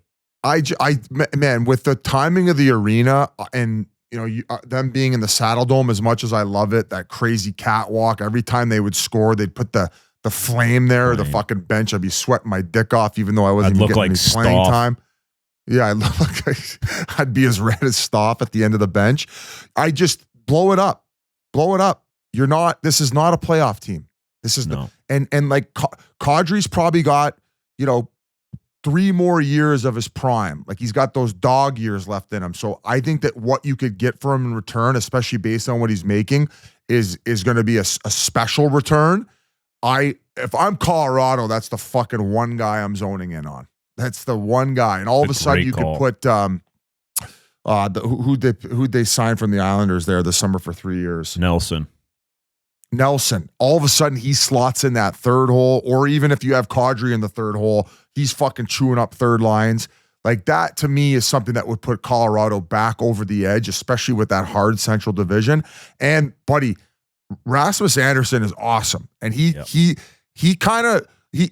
Pietrangelo, but in a sense of where he can put up those 40, 50 points, provide you a little bit of secondary offense. He ain't fucking Quinn Hughes, but he ain't also like a defensive defenseman. Makes 4.5. He makes 4.5 and he plays the right side. If you're Calgary, you retain as much salary as you can and you get a boatload in return for that. He's UFA though. That's the only problem in terms of like the return, unless they knew it would be like a sign. I mean, a trade with the signing happening. But I think that with a team like Vegas, who is in like they're fucking win now, pushing the chips in most years. Think if with everybody being up at the cap, if you could sneak in a D-man on the right side when you're lacking that for 2.25, 2.5, that's crazy. He's a top. I think he's a top 4 on any team in the league. In good news for the Flames fans, Jonathan Huberdeau will be making his first appearance of the season Saturday night, tomorrow night, and that unfortunately that's against Vegas. That could get ugly. But I think it's time we talk about Vegas right now, boys, and we bring in the Mur and Blutman. Is this Blutman's first time ever on Spittin Chiclets? Wow, we're getting double dipped here. Wow. Oh, Vegas. There it is. Oh, I thought that was gritty. Am I only being brought in because I broke the biggest Vegas story of the season so far? Are they now that the news has been public, Mur? I haven't been on Twitter. We're recording. Are you getting credited? I haven't checked either. I've been listening to you guys give it to Stauff, but yeah, they're saying it's a PTO, but you know what? We all know we'll see him in the gold soon. Yeah. Hey, sure. Stauff made a great point too. He's got Sean Burke there. Like, watch out for Carter Hart having a year. He's gonna look like fucking Bobrovsky in fucking 3 weeks. Yeah. Mur, now when did you say this was gonna happen? And there was nobody else out there with any type of credibility that had maybe tweeted it out or talked about it on any type of podcast before you? I think there's always been the rumors, just like the Oilers rumors, but I said it on Tuesday night as a kind of, I knew, but I also was doing it as a promo for Game Notes. So I came out with the text, maybe we'll get to see Pasha Friedman break some news during Game Notes tomorrow at 12 noon Eastern. That's Wednesday, 12 noon Eastern is Game Notes. So it was kind of a promo. I retweeted it, Mur. I think you said, thank you. I think you said tomorrow he will be signing. And so you got it, Mur. You got it. Fucking right, Mur. Every once in a while, the EBR family comes together. Well, we're lucky enough to have Blutman on. For people who don't know Blutman, he just knows sports. He just knows ball. He knows puck. And he's one of our good buddies. Biz just spent the day in Vegas with him. I believe a guy tried to sell you guys cocaine. Very interesting story right there. Blutman, is that a Mitch Marner London Knights jersey now that he's your little boy toy in Vegas? Oh. Nah. Sudbury Wolves alternate. They sent it to me. It's sick.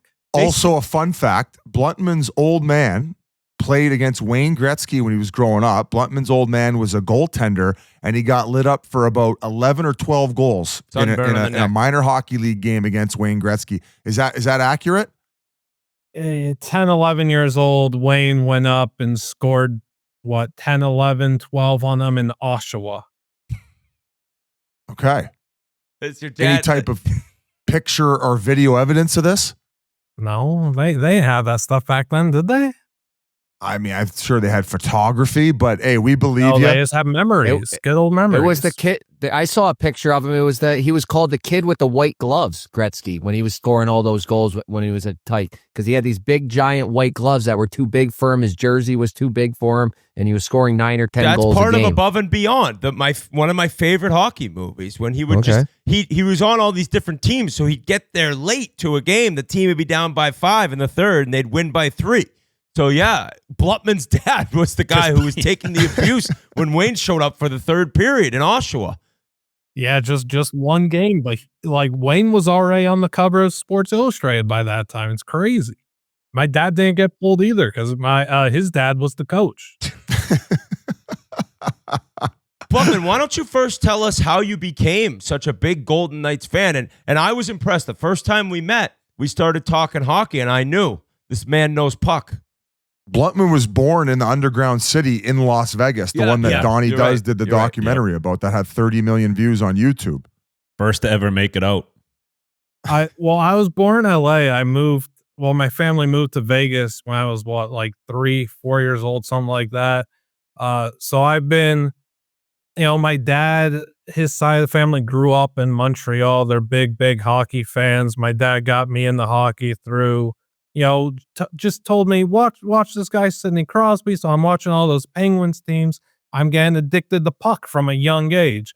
All these other kids in Las Vegas, they want to go play baseball or throw the football around or something in the spring. I'm locked indoors, staying outside or staying out, so I'm not in the heat. I'm just watching playoff hockey on the old Versus and everything, having the time of my life. What a great childhood. Eventually, thankfully, we start getting the pieces moving, start getting rolling. Let's get a Vegas hockey team. Vegas wants hockey. That whole push. I told my dad, we gotta help Vegas get a team. We entered the season ticket drive thing. We put that down, and I mean, from the jump, just love Vegas. We were at T-Mobile Arena when they announced the team name. I laughed when Bill Foley said playoffs in 3, cup in 6. And I mean, we got the cup in 6. I love Vegas hockey. They said it won't work. What a bunch of fools. Hey, Foley said that at the press conference when the team name was announced. They're announcing a team name, and he's just out there at that T-Mobile Plaza, where you guys did the TNT show and everything. And he says playoffs in 3, cup in 6. I don't know why he said it. I don't think he knows why he said it, but felt good. It sounded right. And they went to the finals. Yeah. Crazy. As a fan of their team, the amount of, guys coming in, guys going out, is that something as a fan that you enjoy, or would you rather see your guys grow with them and see them year after year? It's it hurt winning a cup and knowing that Flirty, who was the backbone of that team, those early teams and face of the franchise at first, didn't get to bask in that glory. Of course, he has success already in Pittsburgh and everything, but that hurt that he and some other guys weren't able to cherish that moment. But that at the end of the day, I understand more than anything else. This is cutthroat. This is a business. Every single fan, no matter who they root for, wishes that they approach things like Vegas's ownership and front office, which is, we want to win every single year. No hard feelings. We're trying to put out the best team as possible. We got to go and do what we got to do to put out a Stanley Cup contender. And if sometimes feelings get in the way, and you got to throw it out the equation, right? You're a mercenary, and you own it. Yeah. Yes. And there were still a few misfits that got their day. That's all good. Let me ask you, because this team, I think that DraftKings has them as the highest point total team. I think it's 104.5 for the season. They bring in Marner. Eichel's re-signed. Everything's all great, and they look poised to have a chance to win the Stanley Cup. What would be your one worry about the team? Colorado exists. I'm frightened of Colorado. You're not afraid of Edmonton after what we've done to you. Look, I'm an honest guy. I got Edmonton winning the Pacific. Okay. Oh, wow. Okay. Non-mercenary style there. So you just Colorado scares you. Yeah, doesn't Colorado scare you too? No. Really? Interesting. If they got Kadri, I'd say yeah. No, they don't. Does Vegas scare you, Whit? Without Petro, no. No. What if they got Rasmus Anderson? We beat him in 5 games last year. Why would I be scared of him? I don't know. Eichel looks like he's on a different level. Do you think that Edmonton has a better forward group than Vegas does currently? I think they have a better team. Yeah, let's talk about this Vegas group. You got Eichel, Carlson, and Hurdle down the middle, and then they've been moving these guys around. Marner, Stone, Dorofeev. There's not a better 6 Skorofeev. guys. Okay, Oh my Mur, God. I agree with you. And Blutman, you could take it from me or Biz, whatever. Hurdle, like, I'm not 100% sold there on him being dominant in the postseason. Carlson's getting older. Mark Stone gets injured every year. Like, yeah, they have a hell of a roster. In terms of me being afraid, no, I'm not afraid.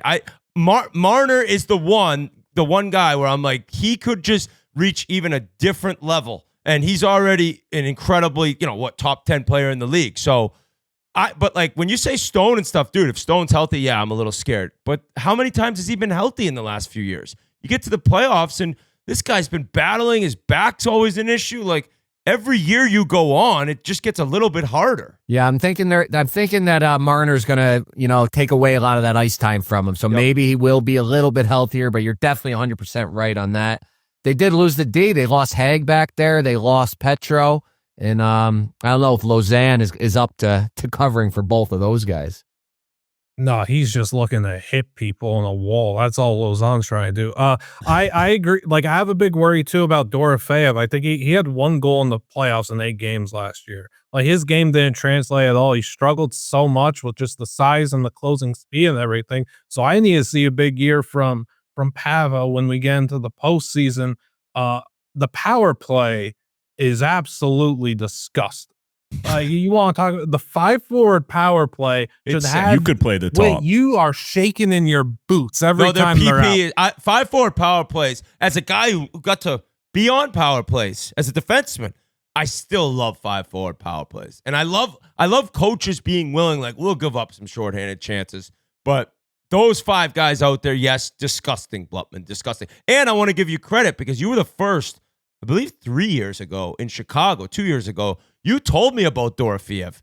You've been on the Dorofeev train for quite some time, so shout out you because he looks great. Skorofeev is how he refers to him. He's going to win the Cy Young this year. He's got 5 goals, no assist. Well, he didn't pass the puck. He sits back door on the peeps. 42 Just goals, tap-ins. 3 assists to end the season. When Biz and I hung out, he said someone was getting a hat trick that night. Really? And you love Skorofeev. What other weaknesses do you feel like the team has? I feel like they really need to get one more defenseman. People are questioning Aiden Hill. His new $6 million deal kicked in this year. I think the Carter Hart pickup is just huge. Not only at the fact that if he can get back to what he was with the help of Sean Burke, obviously having 2 options is unbelievable, but also, as you're seeing in a place like even Detroit, like sometimes when you have 2 guys, it forces them to compete for that spot, and competition is healthy. And with teams like that, you need that internally to keep things going. And like we said, how cutthroat Vegas is, like Hill's got to be like, oh shit, if I don't play good, Carter Hart's coming in here for $1 million. I gotta be on top of my game. Oh yeah, Pinky and the Brain, Kelly McCrimmon and McPhee, they trade a family member to fucking win a Stanley Cup. They don't give a shit. They don't. I agree. So my main weakness right now is just coming out slow. They have given up the first goal in 14 consecutive games. That's last year's playoffs. That's the preseason. That's every game to open up this season. They've been starting slow, and it's very annoying to watch as a fan, obviously, when you have a team this talented, easily one of the most talented teams in the league, and they're consistently starting slow and almost just going through the motions and not really playing up near their capabilities and potential. So I do kind of feel like there's going to be a bit of coasting this season. And it's just, hey, we're focused on the spring and the summer. That's what we care about. Let's get in healthy. Let's just make sure all that's there. I think they take the second spot in the Pacific. I know Jans was making the goalie gesture. Goalie is and has been a worry for me with Aiden Hill. They called him Aiden Iverson because he was slacking off in practice here and there, but Carter Hart should come in and give him more competition, right? And Akira's been a really good, solid backup. It's the defense, though. I know you guys brought up Rasmus Anderson, who's been the most connected guy to Vegas since they were talking about Marner was going to be a Vegas Golden Knight forever. Like, there's always these guys that are connected to Vegas. Rasmus has been connected. They need another D-man that's going to step up, fill in for Pietrangelo. I like Korczak a lot. He's not able to take on that load that early. And honestly, like I'm looking to add another forward. I don't know. I like Alexander Texier a lot. I wouldn't mind getting him for cheap and seeing what he could do playing with more talent surrounding him instead of the dooming end to his 2-year deal in St. Louis. Blutman, I got two things for you. One's just a quick statement, and I know puck, prospects. That Trevor Conley is going to be nasty, and we could be talking 2 years from now. He's disgusting. First round pick, and he battled injuries, so he'll be in Henderson. But who knows? Who knows if come springtime that kid's lighting up the HL, he's up maybe. But a great prospect for the future for a team who doesn't have a ton. Question: how excited were you when you saw the Eichel number, and what were you expecting that number to be? Because Kaprizov comes in at the 17 number, an outrageous number. I'm thinking this is going to be tough. Like we're going to really have to pay up. And then McDavid takes the discount of all discounts. What an honorable gentleman. Connor McDavid should probably have his number retired today and find a new number to start playing with for the remainder of his Edmonton tenure. Seeing that was at 13.5 was very, very nice to see. I appreciate Eichel for that. I was worried it was going to be like 15. But yeah, I mean, it's a great number. I don't want to pay players too much because I know how difficult it is to win at a high level when you're like Minnesota is completely handcuffed themselves. Where are they going to be able to win now when they're paying Kaprizov that much and having to build a talented roster next to him and gang talent to come into Minnesota that's not homegrown? Like, best of luck to them. Eichel at 13.5 is fantastic. Also on Conley, as long as he's healthy, I'm pushing for him to get play at the end of the season, just see what he brings to the table, because we could seriously use his speed. Yeah. Yeah. I was just going to say, like, actually, for both of you, I guess, like, you look at their roster when they won it, like, their bottom six, you got Roy, Carrier, Kolazar, who else was there? Roy's like, in Toronto now. Yeah, Carrier. What's his, the kid that you love, Barbashev, like, their bottom six was heavier, played harder. I just don't see them, I don't see their bottom six as hard to play against as they were when the year that they won it. Yeah, that bottom six is kind of like vanilla too. Last year, that was the thing. They were so slow. They were slow against Minnesota even, and then the Oilers just made them look so terrible. So I think I would throw Conley in there. Marner's obviously going to change some of it on the top end of it, but yeah, the bottom six, you better bring the speed or bring some physicality. You got to bring either one. Sod and Smith were kind of just like, not doing anything out there. Clock killers, as I like to call them. Yeah, so they brought in Cole Reinhardt, who's playing in place of Brett Howden right now, because Howden and Hannafin are dealing with injuries. Reinhardt's like 25. I think he's 6'1". He was with Ottawa for a cup of coffee. He was on the fourth line, made his season debut, night's debut the other day against Calgary. He was just out there looking to clock people, playing a nice gritty style, getting in front of the net, looking to muck it up, playing more of that grinded out fourth line mentality that I really enjoyed. So, I mean, maybe this kid Reinhardt ends up making an impact. I was just going to say, Murls, any final statements on Vegas and what you think about them? Because, like, I'm sick of hearing about Vegas at this point. Like, we need to fucking move on. You had a great time in Vegas. Come on. I did, but I'm fucking over it. That's how he got the pimple on his eyeball. That's it. I will say I love hearing that stat by Blutman that they've been behind 14 straight games. That means I'm just sitting on the DraftKings Sportsbook all night, just waiting for it. And then I'm going to hit that live money line to pay for this house I'm building.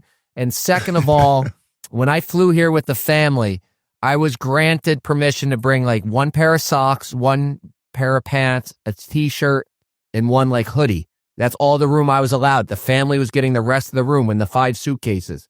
And guess what I snuck in there because I know where I'm going in the summer? That Vegas bomber jacket, baby. They're going to be back. They're going to be in the final dance, at least in the West with Colorado, and then we'll see what happens.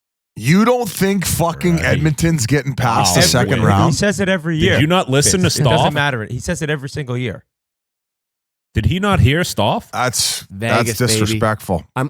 We're going there for the Frozen Four. We'll be there for the Western Conference Final. I might get a timeshare like Biz always talks about. Biz, do you guys have the Cup final? Or no, last year No, you did? we have the conference finals. I would assume just like usually ESPN takes the East for numbers, especially if there's a team like a New York or a New Jersey, like Montreal, Boston. Usually, sometimes they don't if it's like Carolina, Florida. So we end up getting the East. But I would imagine that we will be on the road for the Western Conference Final this year, would be my guess. So yeah, I hope you guys are all there. I guess it would probably be unusual for it to be Vegas, Edmonton in the Western Conference Final. That would be very difficult. It can't be. Do you want to take a wild unless there's a card wild spot, Whit? card, unless one of those teams is a wild card, but that's probably not happening. He said, "Do you want to take the wild card, Whit?" You already said we're winning the division. You already told me Blutman. 10 minutes ago. I did tell you you're winning the division. I didn't tell you I have Vegas in 7 in the second round. All right. I mean, okay. You know what, Blutman? I love talking puck with you, buddy. Blutman, why don't you give us a couple other ideas from any Western Conference teams? We haven't talked LA, Anaheim, Vancouver, Seattle. Any of those teams, what pops into your head? Well, Murls is hammering the LA fraud squad this year, even more so than last year. Do you agree with Murls on that? Do you think they're a fraud squad? Yeah, I actually had the Ducks taking the third Pacific spot over LA. I like that, Blutman. Wow. I like that, Ducks Blutman. are fun. You mess they around. are. Blutman, they're awesome. I'm all over the Ducks. They better send you a jersey. No, they're going to send them the quack mask that they gave the people for the home opener. Dude, that's the best giveaway of all time. Yeah, that's pretty cool. You know, you get the old crappy T-shirt, or you get a duck mask, That's and then sick. they come back and they beat Crosby late. Let's pick a team here. LA Kings, Murls. Why do you view them as the fraud squad again? I don't necessarily disagree with you. I think this is not as good of a team as last year, but you say there's no way they're making playoffs?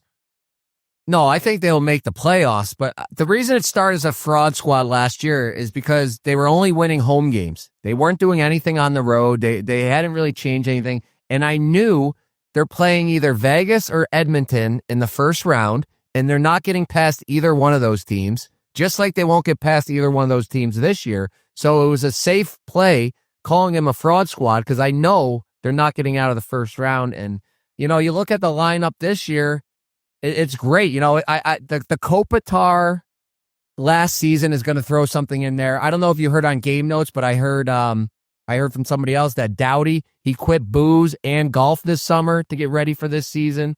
So for those two things, they will be a better team. But on the other end of it, Darcy Kemper's another year older. Last year he had a career year, 2.03 goals against or something crazy like that. Can he do that again at 35? Can they win that many home games again? I don't think so. So once again, they won't get out of the first round. It stemmed from Biz saying that he guaranteed they were going to beat the Oilers. Yeah. Okay, so let's back things up here too. So Vegas last year was way more of a fraud squad than LA ever was. LA, the players, I thought outplayed the Edmonton Oilers to the point where they should have beat them. I thought it was a fumble job by the coach. I'm okay with him keeping his job. I never want to see anyone lose their job.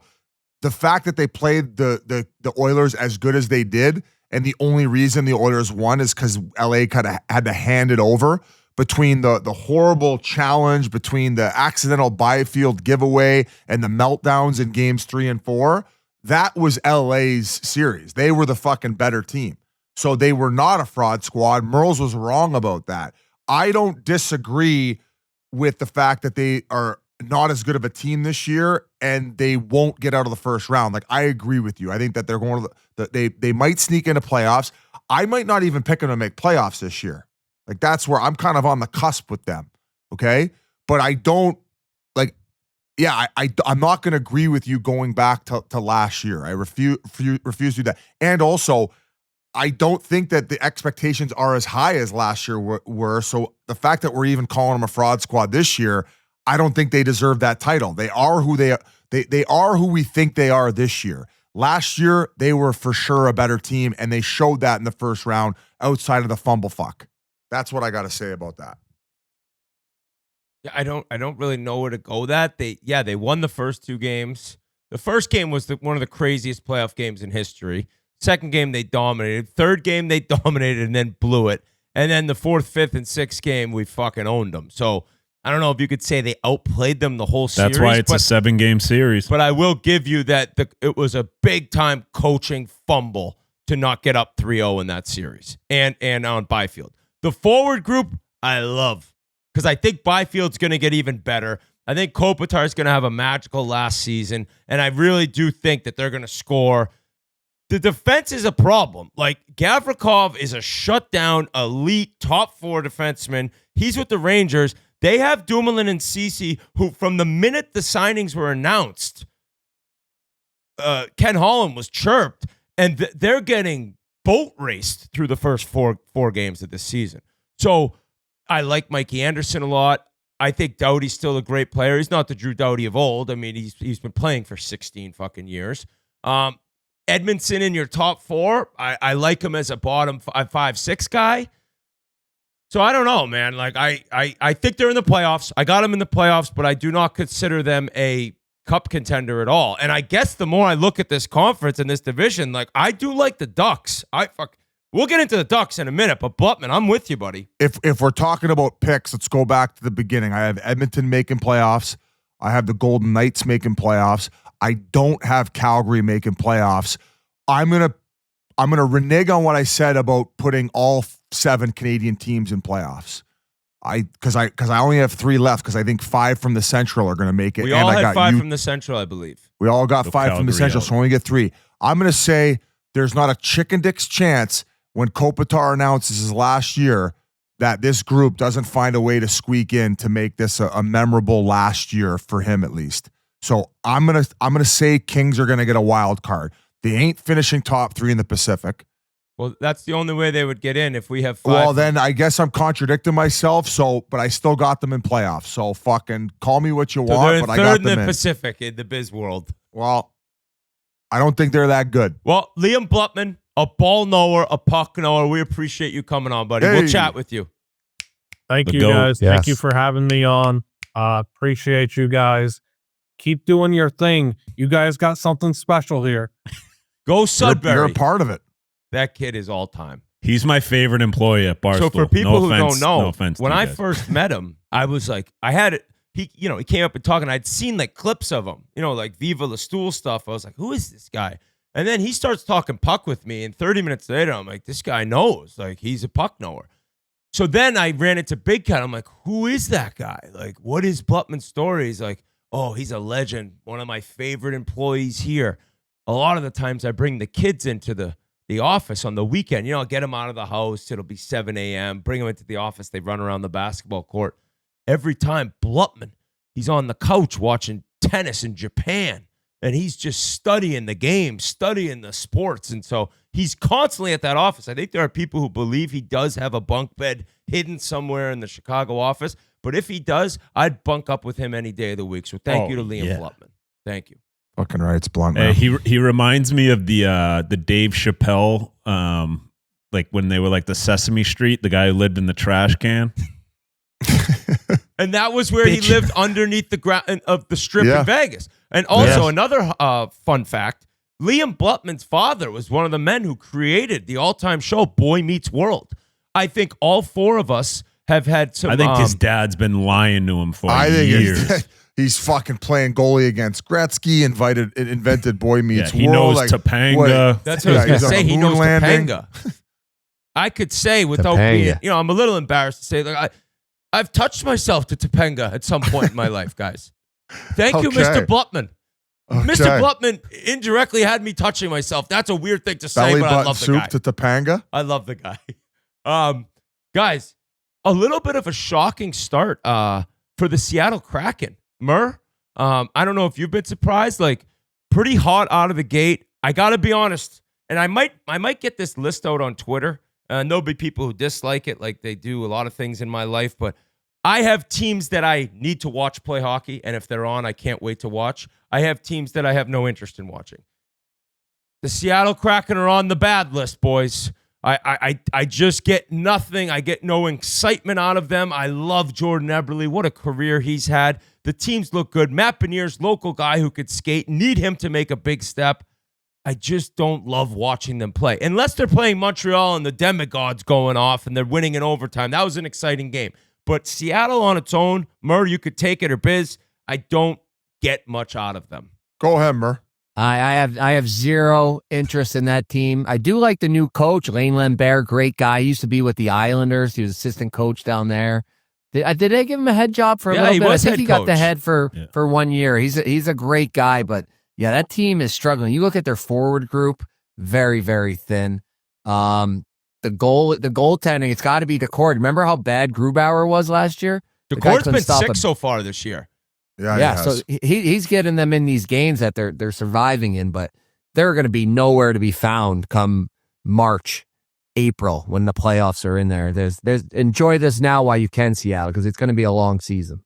Yeah, Jared McCann's had a nice start, 3 goals in 3 games, but it's like what is there to be excited about for Seattle? I mean, they're like Whit said. What did you call it? The middle mushy of middle. The mushy middle? Like they're kind of. Yeah, they're there. Like, especially, it kind of stinks because after their first year, was it the first year in the league that they beat Colorado, or was that their second year? I believe that was their first year where they had the magical run of they had four second lines and they just came at you in waves. They were disciplined. They were opportunistic on their power play. They got great goaltending. So everything really came together in that inaugural season, but I agree with you guys. I mean, obviously with Bowie, I hate watching their broadcast because it's all they put on their new fucking guy. That guy is even worse. Whoa. We're not going to give him any airtime. Just thin up the middle, and that's no disrespect to Beniers or Chandler Stevenson, Stanley Cup champion with the Vegas Golden Knights. Shane Wright's obviously taken some steps, but I think if you look at a Stanley Cup caliber roster, I would say it looks like they have 3 third-line centers up the middle in their first 3 lines. On the wings, like they're a gritty group. Like McCann, he's a 40-goal guy. Like Mason Marchment adds a little bit of sandpaper to their lineup. Was surprised at that move for Dallas, like not keeping him, especially with the chemistry that he had with Duchesne and Sagan. Schwartz, Stanley Cup champion with St. Louis, a good gamer.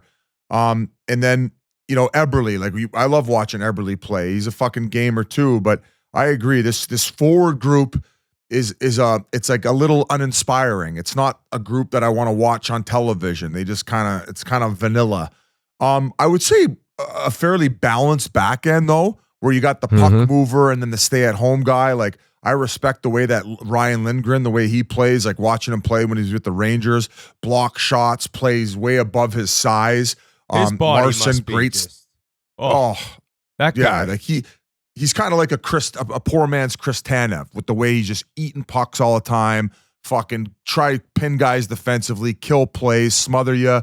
And then you mentioned like the puck movers back there, like Vince Dunn and Montour, right? That's kind of a good 1-2 punch of guys who can snap the puck around. And then Vince Dunn's playing with Adam Larson, a good stay-at-home type defenseman, kind of like I keep saying poor man's, but like almost like a poor man's Ekholm, right? Yeah. Maybe without the offensive upside. So, unless Joey Decord, plays like he's been playing to at least start the year, I don't think they got a chicken dick's chance of making playoffs. But who knows, man? Maybe like their first year, they can surprise a lot of people by getting contributions from everyone at the right time. But I don't know. It looks very vanilla to me, and you nailed it, Whit. No, don't really get excited to watch them play. I think Shane Wright, for him, guy drafted 4th overall. He hasn't played that much in the league. It'd be a big year for him. Like for him, it's got to be like, all right, like he was talked about being the 1st overall pick from a young age, right? So it's like he's got to take that step to, if they are going to be a playoff team, he's got to take that step to be a 1st or 2nd line center or center where it's. But he's listed as like 3rd line center because they got Beniers, they got Stevenson. Look up quickly. Did Berkeley Catton make the team? The top pick from I think 2 years ago. Is that his name? And so like for me, they drafted Jake O'Brien this summer. He's supposed to be nasty. They need Beniers and Wright to make a big step. If you're this team with these vets, Like, you need these young guys to make a huge step this year, and whether that gets you in the playoffs or not, I'm not even more worried about that. I'm just like, I need to see development here. He did not make the team, so I guess he's back at junior, but that's a guy that's going to be a future cornerstone, hopefully, with the Jake O'Brien kid. Now, what I'm looking at for this team is 3 names, because in my mind, they're mushy middle. They're not going to be in the playoffs. So come deadline, what could they get? Who would they give? They have Stanley Cup champion Jaden Schwartz. He's UFA. They have an all-time gamer. The bigger the game, the better he plays, Jordan Eberle. He's a UFA. And they have Jamie Oleksiak, an enormous number 6 defenseman that I think a lot of playoff teams would look at. Now, maybe Eberle and Schwartz, they're older and they want to stay there. They got families and they can re-sign there. Who knows? But if not, I think that's 3 guys who are UFAs that a lot of playoff teams could be calling about. That's a storyline to keep watching. They need picks. They need prospects. Let's see what happens. But you know where Oleksiak will end up? Florida. Oh, my God, Florida. Because Kulikov just got hurt, too, and Oleksiak will come down here and look like fucking It look like Mikkola has now. He's going to be at the UFC 7x7. training center fucking throwing elbows to one of those fake dummies with Ekblad. Yeah. Getting used to the new fucking Florida system. Panthers, and then it's just all 6'5" guys, but then Forsling who skates 400 miles an hour. God damn, we're going to need some more. I'm not even going to say that. I'm not going to say that. Grinelli says Berkeley Catton did actually make the team. He's just started the season in the press box every night. Maybe similar to how Misa started in San Jose. And then he got in, I think, the second or third game. But I wanted to ask you guys something, though, because I was listening to on Misa. They're saying, like, yeah, maybe they're trying to buy the time because of this 9-game rule or whatever to take the year off the contract, right? Before you can send them back to juniors. So if you play 9 games, if you play more than that, the year gets burned, correct? Yeah. So that's why those guys, they play the 9 games and then they send them home. And now that what they're doing is they're skipping some games just to buy them longer time to get that NHL experience. Yeah, get the practices in. Do it till Christmas. That's what Shane Wright did. But why then at the end of the season, these guys can come up and play, like they come up and play like out of college and stuff, and that doesn't take a year off the contract. Gives you the option. They still might get the they still might get the call after the season, but it's basically like at that point, I think as we know, as time has gone on, a lot of leverage has gone to the player's hand where they want them to burn the year off the deal. But if the team's still playing and makes a deep run in playoffs and with wherever they're at, then they don't. Yeah, no, I meant I said it the wrong way. Like they get 9 games in the beginning, but only 1 at the end. Like you come out of the college at the end, or it burns that year, right? You know what I mean? Like, or they that's why the college thing is such an advantage for these guys to sign the way Gauthier did. All the Bouillon, boom, a year's burned.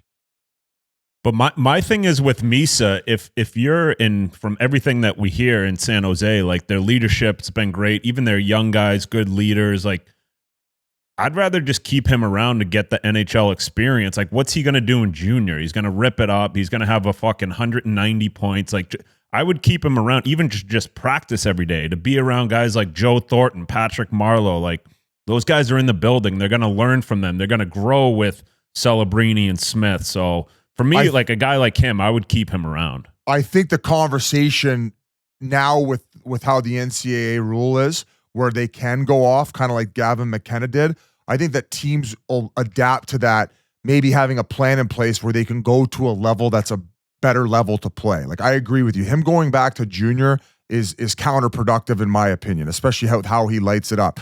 Him going to a really good NCAA program where you're playing against more developed men, maybe not playing as many games, but adding size. To me, that's productive. Now, Murls, going back to your question. Can they do that, though? No.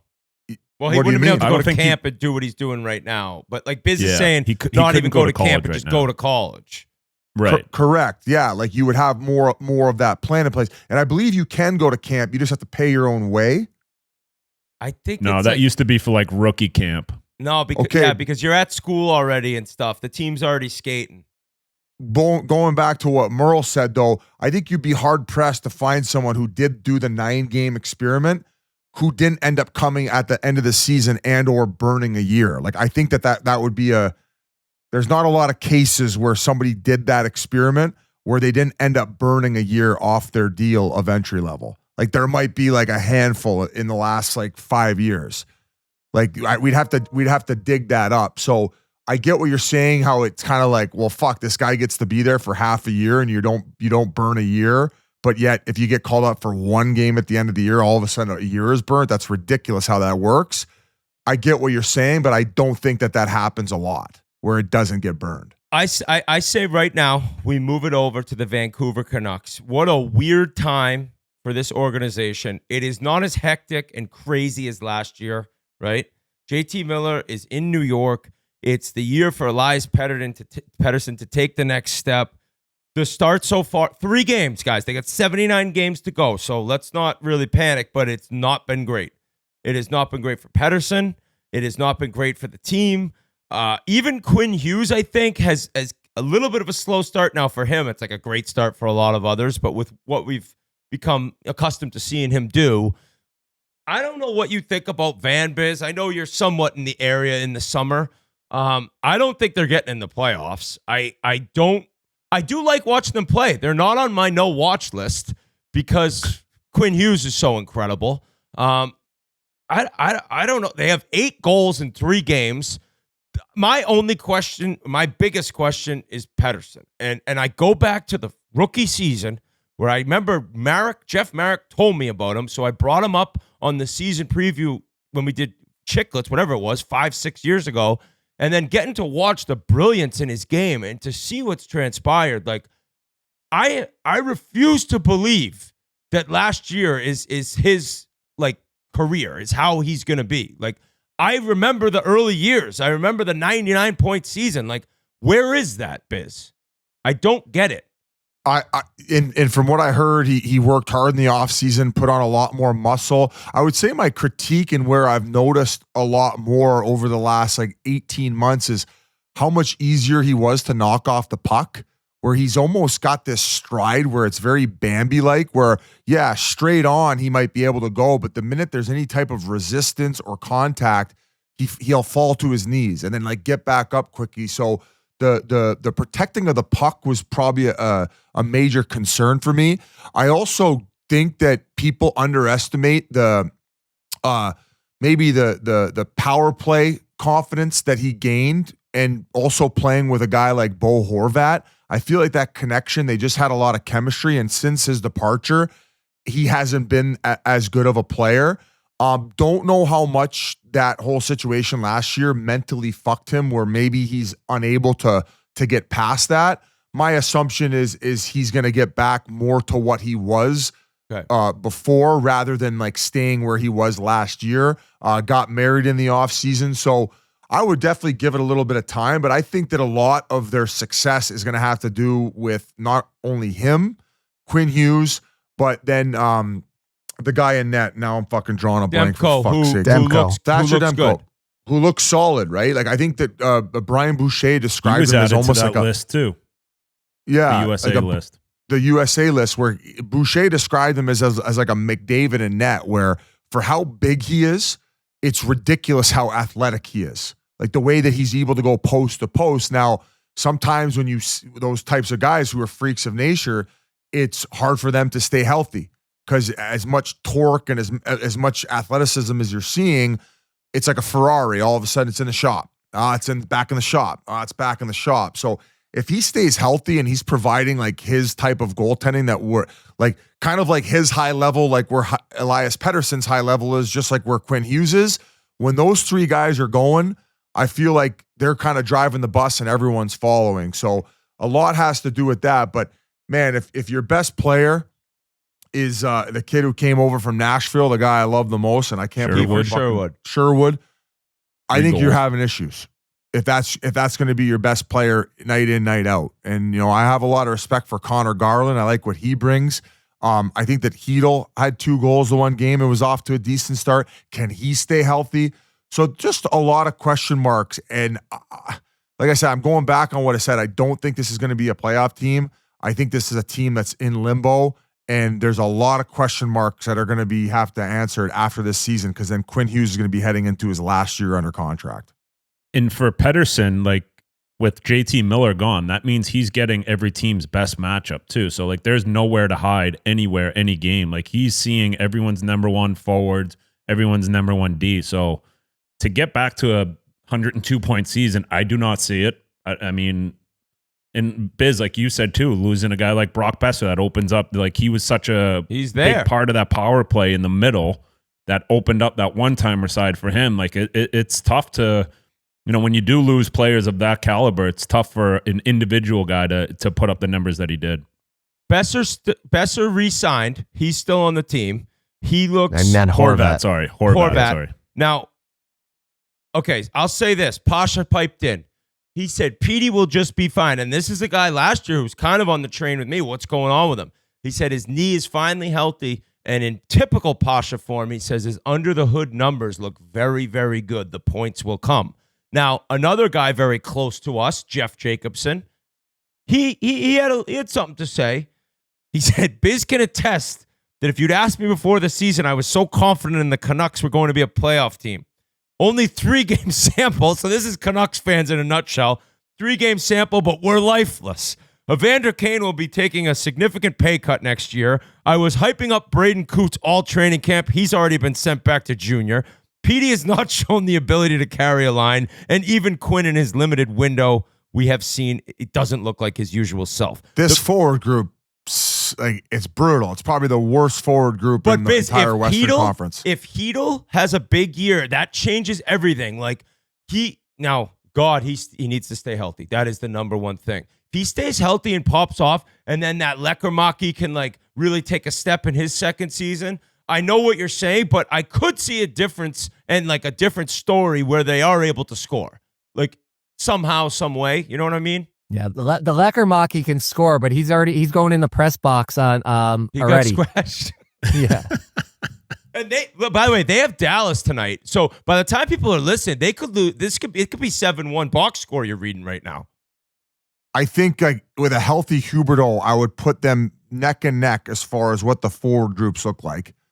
And then every other team in the Pacific, I have having a better forward group than them. And we can go through the list. LA's got a better forward group. Vegas has a better forward group. Edmonton's got a better forward group. Anaheim. Not Seattle. Buddy, what do you mean? What do you mean? They don't have the game break. Like Elias Pettersson was a 100-point guy. Chandler Stevenson, outside of Elias Pettersson, Chandler Stevens better than all three of those guys. They still have. You'd rather Matty him than Beniers, Besser, different positions, but I would have the three other centers ahead of any one of their centers that they have on their roster. I like Hedl. I'm not like shitting on him. I'm just saying is like Seattle at the center ice position is even if not better. And then we talked about their wings. Like they don't have a 40 goal guy, do they? Besser scored 40 actually. So put him in line with McCain, but I'd take McCain over him or McCann, however the fuck you say it. I like Garland a lot more than a lot of Seattle forwards. Okay, put him in neck with Eberle. Want to know something crazy, Biz? Besser has 40. Yeah, he does. He had never the year had 2 30. years ago. He's never had 30 other than that year. Wow. So I don't know. I just it's hard for me to be confident about this group where like not even just playoffs, like more of like, ooh, like I might sprinkle a little dough on them to finish top 5 worst teams in the league.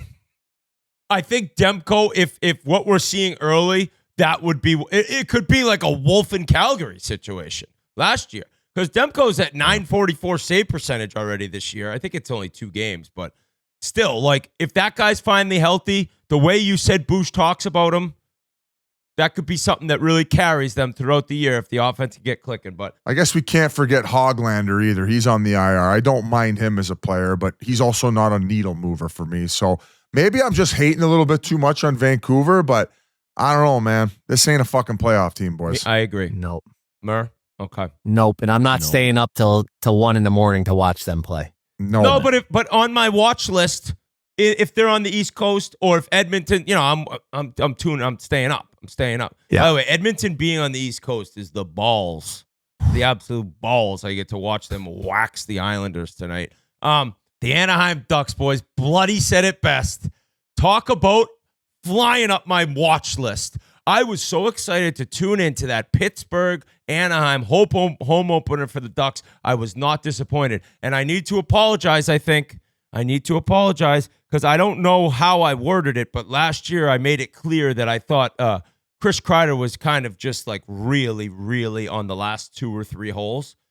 He looks energized. He's flying around. Leo Carlsson making incredible passes. This Cutter Gauthier, Mur, I know you don't like the shot on goals bets anymore because what the league's doing. Have you seen the viral clip of 9 shots the first game, right? He shoots from everywhere. And I saw him at BC, and I don't think I realized it until seeing it in NHL action. He absolutely fucking flies. He has the puck through the neutral zone, and it's one of those guys, you're like, whoa, like he is hauling ass. They got Mason McTavish busting heads. They got a young decor. They got a goalie with a ton of promise. I don't hate Blutman's call about them somehow getting in the playoffs. No, they're in.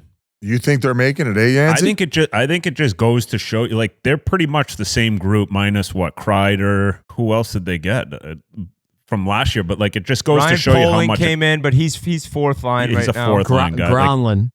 They got that little how much a coach means to a team, right? Like these guys, it just looks like they're playing with much more confidence. Kreider is just a typical, like, a guy that needed a fresh start. He was in New York for so long. His last year there, not his best, but man, does he look good. And like he looks energized too. Like I always describe Kreider, he's like a little kid. He just loves coming to the rink. Like if he sees a piano, he's going to start playing the piano. If he's just like one of those kids. He's a little kid. And playing with all those young kids, it looks like he's back to that, kind of step in his life where he's like, okay, I'm having fun again. I'm scoring goals all the time because that's what he does, right? He scores goals. They're not going to be the prettiest all the time. He's going to be standing in the crease, getting backdoor feeds, but they count, right, Biz? So I love their team. They're a blast to watch. I love their D. They got old guys, young guys, skilled guys, stay-at-home guys. I really do love the way that their team's shaping up, and like everyone said, they are a fun team to watch. If I wasn't loyal to the LA Kings and what they did for me and Baglick and Anze Kopitar wanting them to get in, I would have them in my 3 slot in the Pacific. I'm not going to do it quite yet. Wouldn't be shocked if they pull it off. Just to tire pump them, though, as far as watching them, it's fucking entertainment. The game they had against San Jose it was fucking insane, man. It was like watching one of those Thai girls fucking fire ping pongs out of her pussy. It was just that wild. The left side of their D for years to come, Jackson Lacombe, that Zellweger, and then that Mintyukov, like that's insane. Once they start, like I know you said Jans is a good mix of young and old. Like I love Gudis, love the Trouba move to bring him in, although Pasha doesn't. Like to complement that left side is great. Yeah, you need but that. once they fill that in as these guys age a little bit, that's going to be an insane decor. And then just even that second line, man. I mean, Gauthier, McTavish, and Seneke. Like Seneke's off to a. Is that how you pronounce? I didn't see that coming this quick. No. He's got 4 points in 3 games. So like I was looking at him and Roger McQueen in the future, but like if Seneke's already ready to produce, it's like whoa. That's why could go that much quicker. Like all of a sudden, Troy Terry's on their third line, and he was an all-star a few years back and a very reliable forward, along with Granlund, unreal pickup. Like the perfect sneaky pickup to help bolster that roster. Vetrano, he's a 30-goal guy. He can get you 30 snipes and shoot. So it's a fun group. We talk about like Seattle. No, I'm not turning the game on usually because it's boring. I'll be watching any Anaheim Ducks game on the West Coast that I can to watch this up-and-coming group because they've been firing out of the gate. And if it continues, man, look out because they might sneak into playoffs. Mur, the same way that you kind of told me about this Anton Frondel that Chicago picked, who's lighting up the SHL right now. Long ago, you mentioned Leo Carlsson.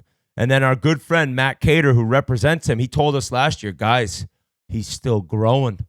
He's not even done growing. He's already got 5 points in 3 games. Like, are we looking at a possible like 90 to 100 point player during his career? I'm not saying this year, but the size and the skill, like, what I've seen, I'm like, holy shit. Talk to me when this kid's 26. He might be unstoppable.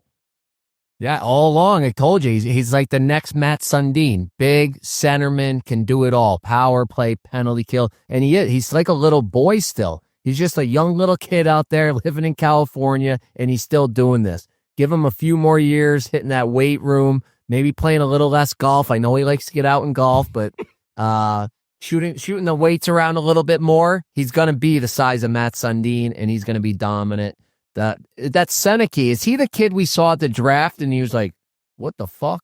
Or something like that? Yes. That was that he was kid. shocked. Yeah. So they knew something. They're doing a great job building that team. And I go back, the biggest thing on this team is I go back to your Talkin' interview, just last episode. Great episode. Go back and listen to that if you haven't yet. But he talked about Zegras coming there and how he was kind of like almost like not playing the way he's supposed to. And he's like, go play, go make mistakes. I think with the old coach, all those guys were stuck playing like that. And we all know Q's going to be a player's coach and let the guys play. And I think that's why you're seeing all these guys just flying around. Kreider's happy going to the rink. He's probably got a house like Jan's out in California now with a pool and sun. And that's why they're all just loving life. And I don't have them in the playoffs because I had St. Louis in there because St. Louis somehow always makes the playoff. Little known fact, they have the most playoff appearances percentage-wise than anybody else except the top six or the original six. But the way the Blues looked last night, I may change it over to the Ducks They giving were in over them. horrible. Wednesday Horrible. night. Horrible. Also a lot different when you're a young guy. Listen, I don't know what was going on with Cronin. Obviously, like he had a certain style of how to coach, and probably those guys are afraid to maybe make plays in some instances, and we're getting yelled at all the time. Like it's a little different when it's coming from Q. And if anything, when you're a young guy coming in with a coach that has that much respect, you're getting ahead of it. Like you want to be on your best behavior and you want to make the best impression. So whatever he's saying, you're drooling and you're like, absolutely, sir, absolutely. And also, I feel like he's a perfect balance between player coach Jans, but he's got his like firm things where he's like, no, this you just don't do that, don't do this, don't do that. Everything outside of that, do whatever the fuck you want. Like you explained to me that he hates when guys go to their backhand. Defenseman, very right? few guys in the D zone, yeah. Defenseman making a backhand pass. I was watching for it, Jans. They're not doing it. He's probably staying on that. Yeah, and which, like you said, Biz, like especially as a young guy, it's like, all right, Joel Quenneville, Hall of Fame coach, like one of the best to ever do it. If he's telling you this, you got to do it, especially if you're a young guy to stay in the lineup. You see the way the team's going. They might have other young guys coming, crawling up your neck too. So, yeah, I think it just hits 100% differently when a guy like Q's telling you that as opposed to when a guy like Cronin is. Yeah, and I actually got a good little segue for that because we talk about like the college coaches going to the NHL, and that's part of like the problem is like they don't get the respect that, if you never played in the NHL, how is an NHL player going to respect you? So I asked my good friend Benny Barr up at Maine last weekend about that. Like, would you ever go to the NHL? Would you ever go pro? And he goes, I've never even thought about it because I didn't even play pro hockey. So how am I going to like go and coach pro hockey? And, we got into all that on a Chiclets University that me and G did up in Maine. Nice. And you'll have to tune in for that entire interview later on. But I thought it was interesting how he kind of thought that, like, well, I never played pro, so I don't think I'll ever coach pro. Yeah. Perfect segue, actually, because, now that we have you on, Murls, we were going to cover when you first hopped on, but it was you, Blutman. We got into the breakdowns. I want to talk about your whole main experience going there with G and Fish. They've been doing such a good job with Chiclets U. I know originally it was something that you guys had talked about doing together. Obviously, G and Fish have ran off with it, but that was, I believe, your first one that you were able to experience with those guys. So I saw the rink in Maine. Or it wasn't your first one? Your second, I was on the first ever one, Arizona State, when we started all this. Shocker, nonsense. you went out to ASU. Were you on the locker room tour? Yeah. Oh yeah. Oh, okay. All right. Yeah. My apologies. I remember I won the bubble hockey. I took down their bubble hockey champion. That's right. That's when we realized how sick you were at bubble hockey. But that rink at Maine, incredible. What was the experience like with Benny, the behind the scene access? Gee, if you want to hop on and kind of snap this around with Murls to talk about your couple days there and the big win that they had. If I could just say, what Murl did before this game was so impressive. Like we're sitting there in warmups and he sees this kid Poirier. He's never played an NCAA game in his life. Never. Zero. Murls sees one shot in warmups, looks at me and Fish. We got it on camera too. He's like, that kid's getting a hat trick today. What happens? That kid gets a hat trick. Swear to God. I was like, I saw the shot and I was like, whoa, like that's not a college hockey shot. The kid had like a different kind of little release. And then I kind of knew about him. He scored 50 goals in the queue, which, sorry, Jans, isn't always the greatest thing. Anybody can go up there. My and score nanny 50 got goals. 50 in the queue. Yeah, but the shot release was just something crazy. And then later on, like there's this little kid with a jersey. It was a former player. He's like, I need a new favorite player. I'm like, get that kid's jersey right there. He's going to score a bunch of goals here. He got one, he got two, he got the third one. And then I'm so pathetic. We're up in the student section. It's basically hanging over the rink, which is another story. But then there's a net. So the kid gets the hat trick. I go to throw my hat. Off the net down into the front row. Just a pathetic performance. Loser. What a scrub. So that was brutal. But these fans up there, the student section's got the band right in the middle of the students. They were ruthless to this poor goalie. If your son ever ends up being a goalie, do not let him play at the University of Maine. Just put earplugs in. Tortured this poor kid. They had game notes written about him, his family. They knew everything. They just tortured the kid for 60 minutes straight.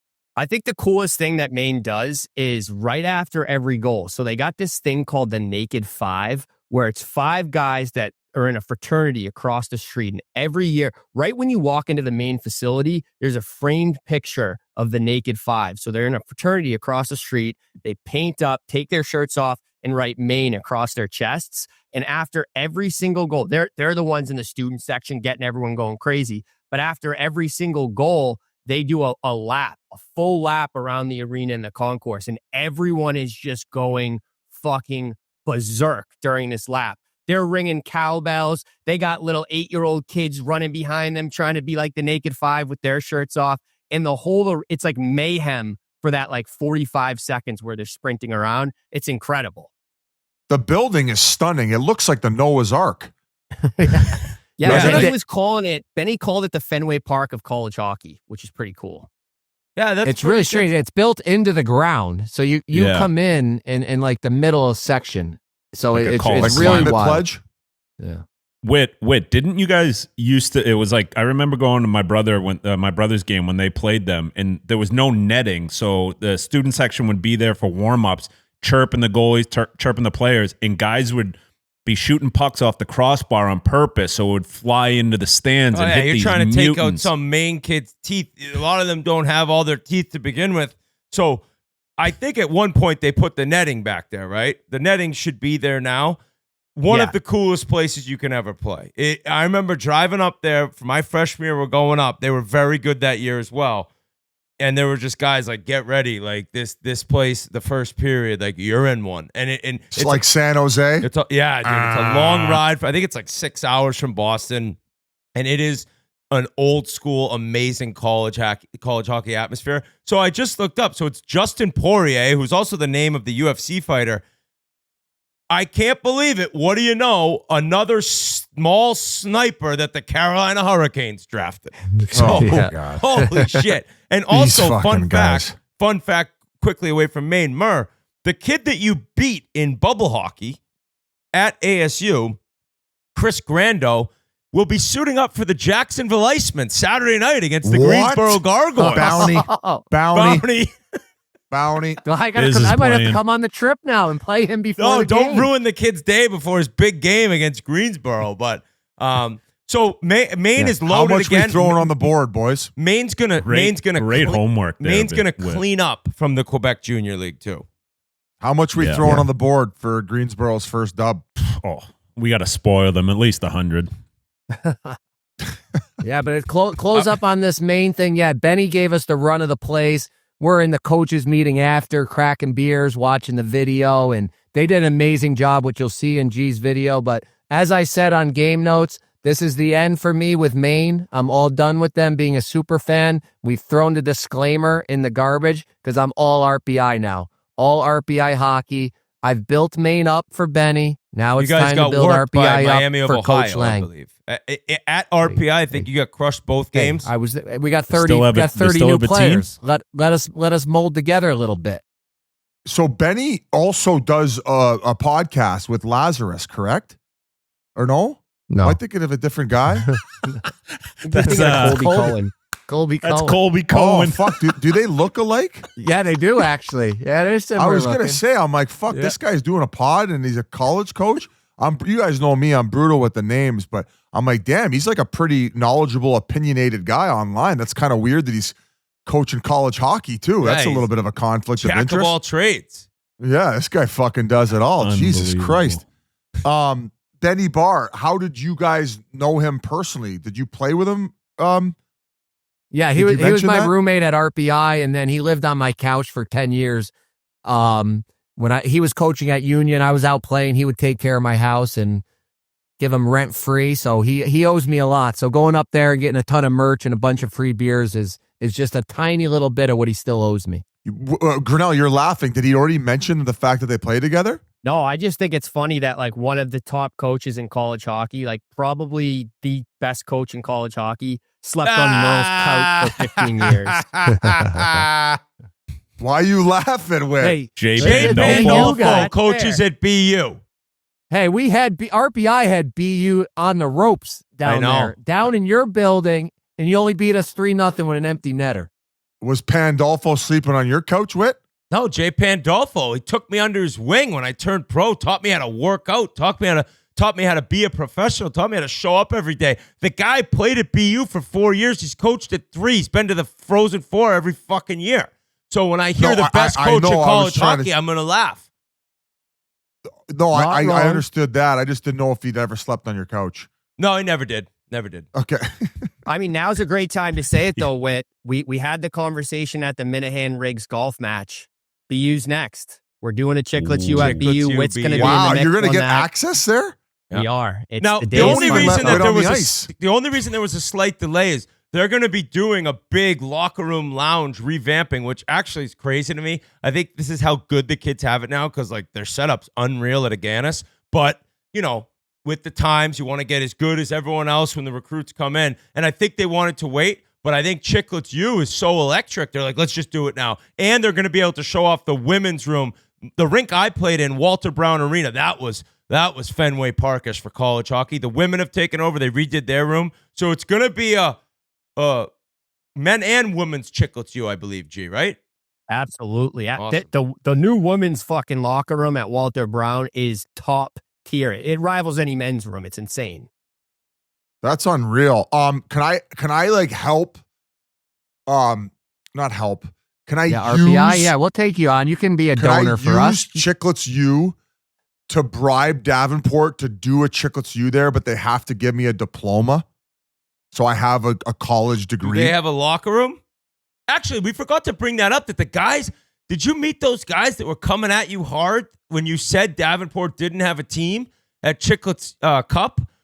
You had said the episode prior that Davenport didn't have a team, and there was guys that played for Davenport. They were disgusted. I think a few came up to me though. Yeah. I was obviously hanging out with Oldie and the Big Deal Selects. They got 2 teams. They don't have just one. They got a Division 1 ACHA team and a Division 2 ACHA team. So I think I they're thought like a fucking wagon. Benny Barr was Colby Cohen, for fuck's sake. I don't remember meeting guys from Davenport, but they have reached out a few times on social. So that can we dangle the carrot if they make me not the valedictorian? What's the person that gives a speech to Honorary. all the graduates? I think it's just called a speech giver.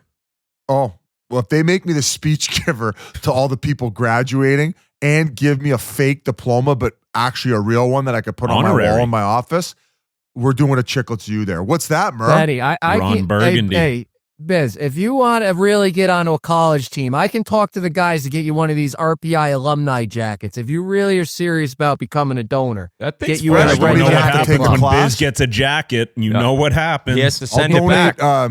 donate rubbers and Plan B to the locker room. I'll You think talk to that'll him do this it? week. I'll see the president this weekend at the games. We got Okay. BC and Providence coming in. Oh, boy. It could Oh, could boy. be All right. ugly. Oh, boy. I'll get them a massage chair and some rubbers for the locker room. And lastly, if we're talking alumni, I did talk to Moncton today about a Chiclets U. Talked to the McDougal family, so shout out to Yan. So that could be getting done as well. I heard What their would we call arena's that? better than most NHL arenas. We can't call it Chiclets U if it's like CHL hockey, because Kitchener Rangers they have a new facility and locker room where they have a golf simulator in it. So I feel like these college teams, because now they're flexing, saying like, "Oh, come to our wellness room, come to our we got all this fancy shit. We have rubbers movie from Biz. room." Now we got CHL teams. What'd you say? We have rubbers from Biz. We got They're all rubbers from. used. Now the CHL teams are So we need a name for Major Junior Chiclets U, Biz. You're saying? Yeah. Yeah. Major Chiclets. Major U. Major U. Major No, 'cause Chiclets. that's still the U. Yeah, like Yeah. Chiclets, major Wow, Chiclets, junior Chiclets. let's give the fans on YouTube and Twitter a chance to give a name for our brand, in which G will be seeing facilities for major junior teams, as well as, I mean, it's all a feeder system now anyways. It's like you go, like at some point there's going to be like junior teams where you go to that junior team, you go to that college. They're going to start working lockstep, Yeah, I for think. sure. 100%. It's happening even just from the college to the next college. We should make our own college. The thing about college, if we're talking college, because I hate I hate how you could transfer every year, but I do love the fact that now you can go to not as good of a school, not academically, but like hockey, right? And if you trust yourself, you're like, I'm going to light it up there, and then I'm going to get to a hockey school or something, you know what I mean? Or a big time program. Like, it's changed the fact, and I think it's really big in football, where they're going to these much smaller schools, and they're like, I'm going to be sick there for 2 years, then I'm going to end up at Alabama or something. And I think you'll see it in hockey, which is why I don't think in the next 3-4 years with these rules, there's going to be any bad teams. Like, if you're a D1 team and you're bad in the next 3 years, that makes no sense to me. You have major junior players, you have USHL, NAHL, you have Canadian university players. It's like high school. It's never ending where you AHL can get players. kids. AHL players. Yeah. Do a year or two at RPI and then go to Davenport U, like. No, but if RPI is, and Murray, I hope they get back up to where they were when you played there, and Adam Oates. But if they end up at the lower level, like, dude, you light it up there 2 years. Yeah, Michigan comes calling. So, yep. The thought I had. That's what's going on. All right, well, we have San Jose left, and I think we maybe should throw it over to the two young studs on the San Jose Sharks to kind of preview the team with them. Great players, great guys. Will Smith, Macklin Celebrini. It's time. We got to talk about men's league sweaters. Men's league sweaters, Chiclets Cup, men's league hockey, it doesn't matter. They make the best product. And you know what's the worst? Ordering jerseys for your men's league team. It's just a pain in the ass. Not anymore, though. Men's league sweaters makes it easy. Men's league sweaters makes it fast. And their jerseys are unreal. Just like I said, great quality, awesome product, easy to order. And we've used men's league sweater, I think, for 5 years now. So it's been incredible product. All the guys love them. And the best part is how easy it is to order. They're trusted by over 100,000 hockey players. We love them. You will too. Make your team the envy of the league. Visit mensleaguesweaters.com/chiclets and get 15% off the uniform package. That's mensleaguesweaters.com/chiclets. Guys, we got to talk about Jackpocket. How's over 500,000 sound to you? Well, with Jackpocket, you can order tickets for huge jackpots like Mega Millions and Powerball right now from your phone. No lines, no hassle. And our partners over at Jackpocket hooked it up because new customers can download the app and get $5 in lottery credits today. Just opt in and use code PUCK2 at signup. That's PUCK2 at signup. Jackpocket is America's #1 lottery app. We are now joined by two special guests, friends of the show. And if you're watching on YouTube, I know you're laughing because these two clowns are side by side. Well, not side by side, but they're laying down in Utah. There's nothing else to do there. Macklin Celebrini and Will Smith. What's up, boys?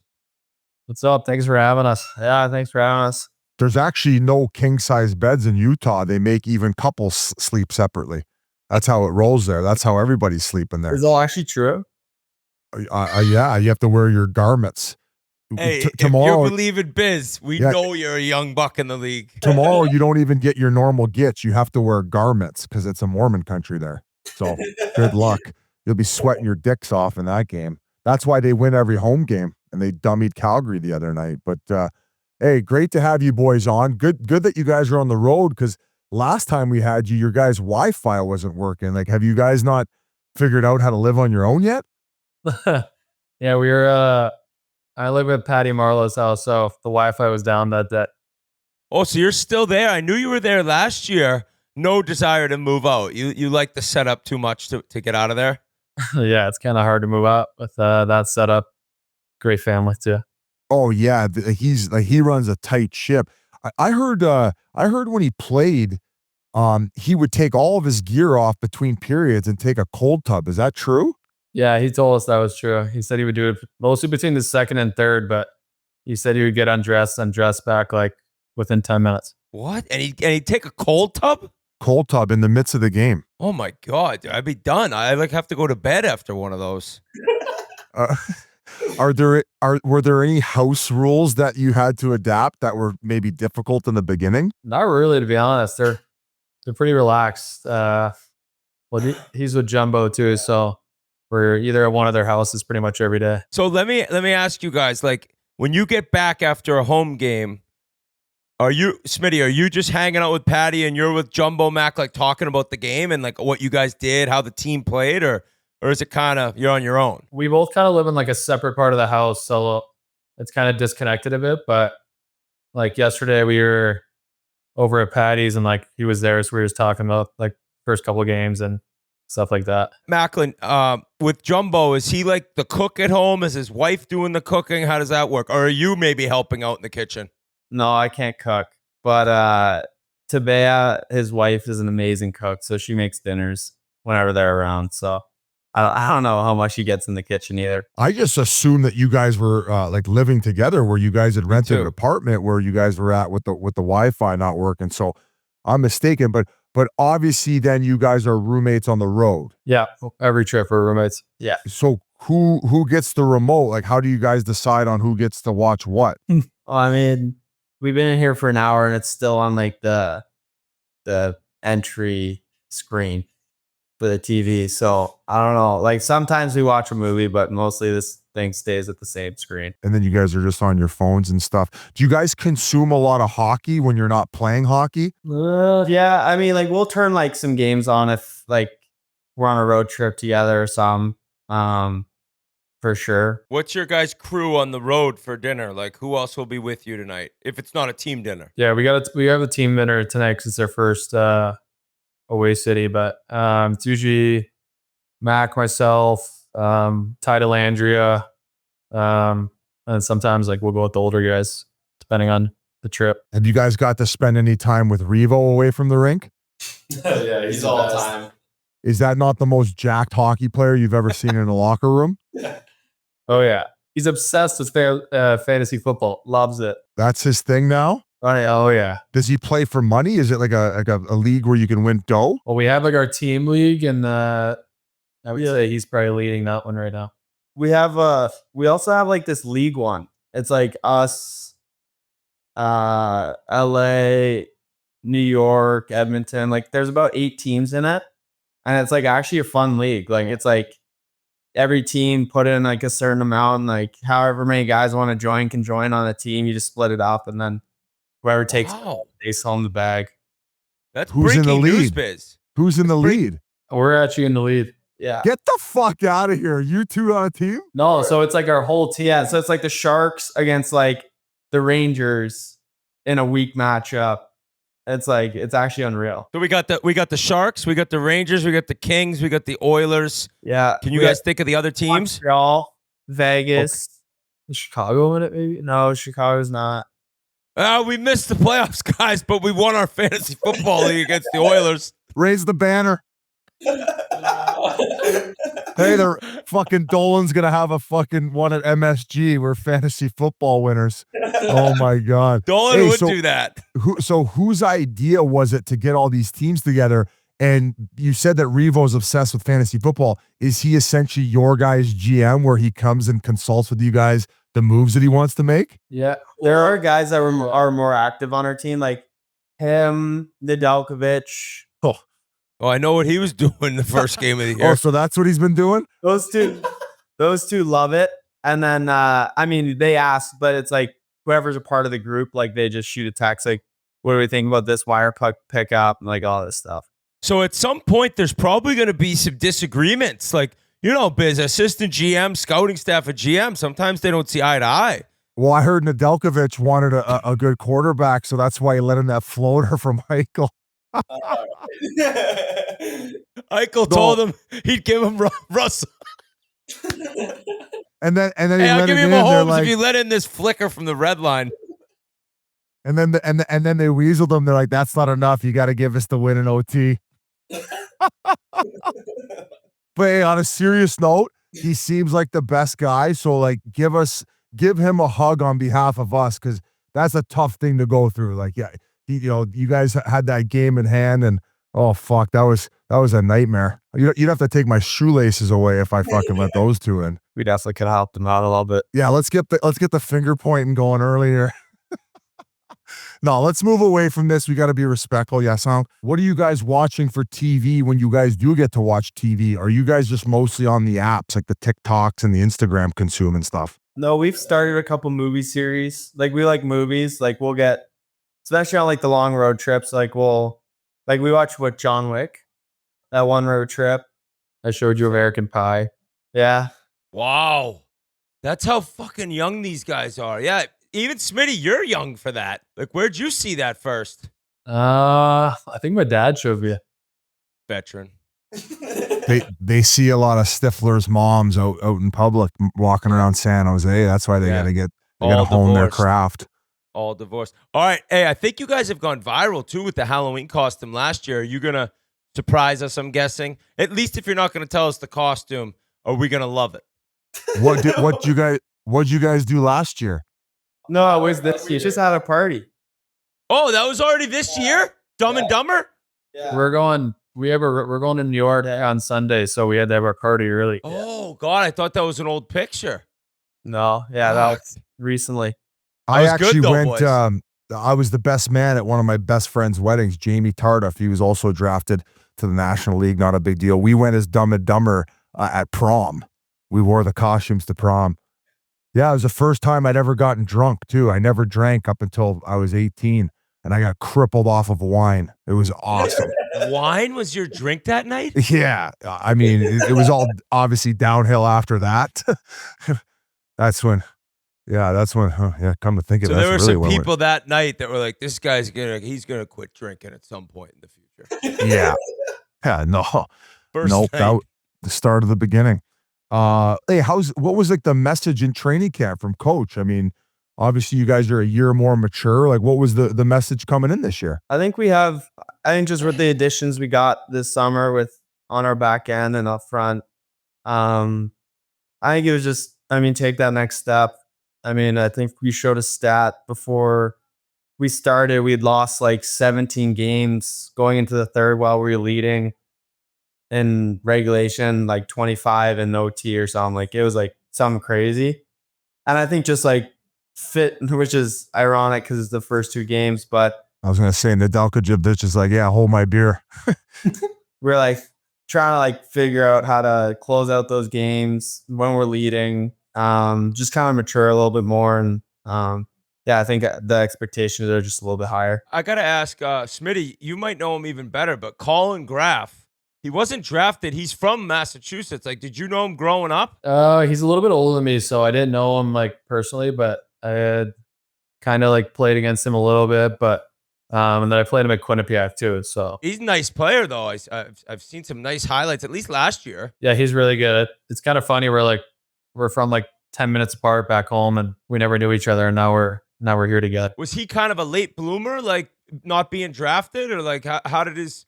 I guess if you knew about him when you were younger, he was good then. But to not be picked and then look that good last year is kind of surprising for me. Yeah, I think he went to Union for a year, and then he transferred out of there to Quinnipiac, and then I think he just kind of started lighting it up. So And that's what happens. I just learned when we hop on that Kurashev's not Russian. He's actually a North American, isn't he? No, he's Switzerland. But I was like, he's Switzerland. not Russian. Is Kurashev's his last name? Yeah, it's kind of a different name. Where'd he come from? We got him from Chicago. So he's playing on your wing right now, Macklin? Yeah, I mean, as of right now, it's me, him, and Skinner. Skinner can keep up with you. He's got the good edge work. Does he do any of those like those drills before practice? Because he had a figure skating background where that's how he became such a good skater. I actually remembered that like a couple practices in, I was like, what? I asked him like, weren't you like a figure skater when you were younger? But yeah, I mean, pussy, pretty wild background. Oh yeah, he's an awesome skater. So he's not doing anything before practice to like continue to work on that stuff. He just gets out there and kind of does the loser laps like everybody else. Yeah, I mean, I haven't seen it. So you guys were at the Crosby skate this summer, right? Yeah, in Halifax. So I think, Macklin, you guys got to know each other a little bit at Olympic summer orientation. And then, Smitty, you got the look. Had to be a little nervous getting on the ice with them. Think? Yeah, it was obviously pretty cool. I was with Kevin Hayes like a couple of days before, and obviously they play together. So he was texting him that I was coming. So that made it a little bit better. What was the pace like? Like was it another gear or was it kind of still in that summer mode? I'd say the pace is it was good. I mean, with like the dog out there and Marchand, like the pace was pretty high. Was the dog snapping on anyone? Yeah, what was he doing? Give me the puck. I think he was pretty mellow.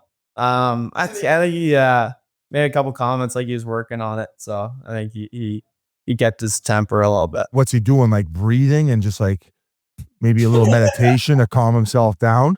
That's how I do it. Okay, I didn't see it. I didn't see you do that. I think you just try to not snap as much. Okay, that'll do it. He has his own ways. Is it true that you two play Misa and Toffoli in golf? We played them in 9 holes. Yeah. Who won? That was a botched match. That was brutal. We ended up having to call it after 9, so that didn't count. Are you the best player, best golfer on the team, Smitty? This guy, Ethan Cardwell, is a +1. He's up and down with us. And then besides that, we have a couple Wenberg. Yeah, Wenberg, Delanger, I think are 3 and 4s too. So how's your game, Macklin? It's coming. I'm working on it. So it's so horrible as of right now. No. It's good. What's the worst part of your golf game? It honestly depends on the day. Like sometimes my driver's dialed, irons aren't there, irons are there, short game isn't there, putting, it's a aka the whole game. Yeah. Something's always going, which helps me. I'm competitive, so that's why like golf, it just frustrates me. Like I hit one bad shot and then it just kind of snowballs. And next thing you know, like my backswing's this long and like my short game's horrendous. My putting's not bad. I would say my putting's probably and my driver are the most consistent parts of my game. Your driver's been money lately, Biz. Not bad. Money. Yeah, it's not bad. When are we getting our sandbagger going? Last time we were on where we lost the audio or the internet was all messed up, you guys were getting a little bit lippy about very competing lippy. So we now do 3-man scrambles. I love that too because we'll take like 5 to 8 shots from me each round where him and Yans are a lot better. Who would you guys add if we were going 3v3? Does it have to be an active player? Well, we think you might pick a teammate. I mean, maybe Nedeljkovic isn't going to get the look based on the first game, but if it was Jumbo Joe, we wouldn't care, obviously. Yeah, Jumbo's pretty good. Yeah, he got a hole-in-one over the summer. He doesn't like that stuff very much, so I don't know. That'd be tough. I texted him to come on the pod, and he goes, perhaps, not sure if you'd be able to handle all the love, haha. And I was like, you're a silly guy. What does he mean by that? Is he all positivity? He's a great guy. He's just all around a great guy. Like he's very loose. He'll bring a lot of laughter to the pod. I think that's what he means.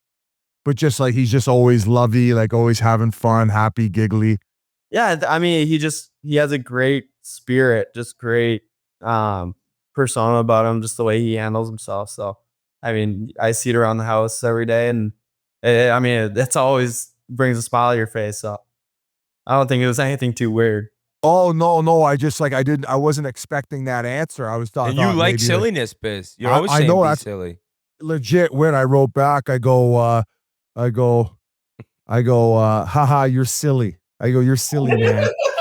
We got to get him on. Oh, we would. That's one of our white whales. So you actually have to facilitate that for us. Yeah, I'll try. He doesn't love it too much, but I'll try. Does he tell you like about the like stories from the past? Like you guys like set the campfire up, so to speak? Every chance I get, I try to ask him some stories, try to hear about what it was like when, I mean, even like when he was in Boston too, like when he was younger in Boston, like he was saying, he didn't really have it. It was like him and a Russian goalie when he first got to Boston.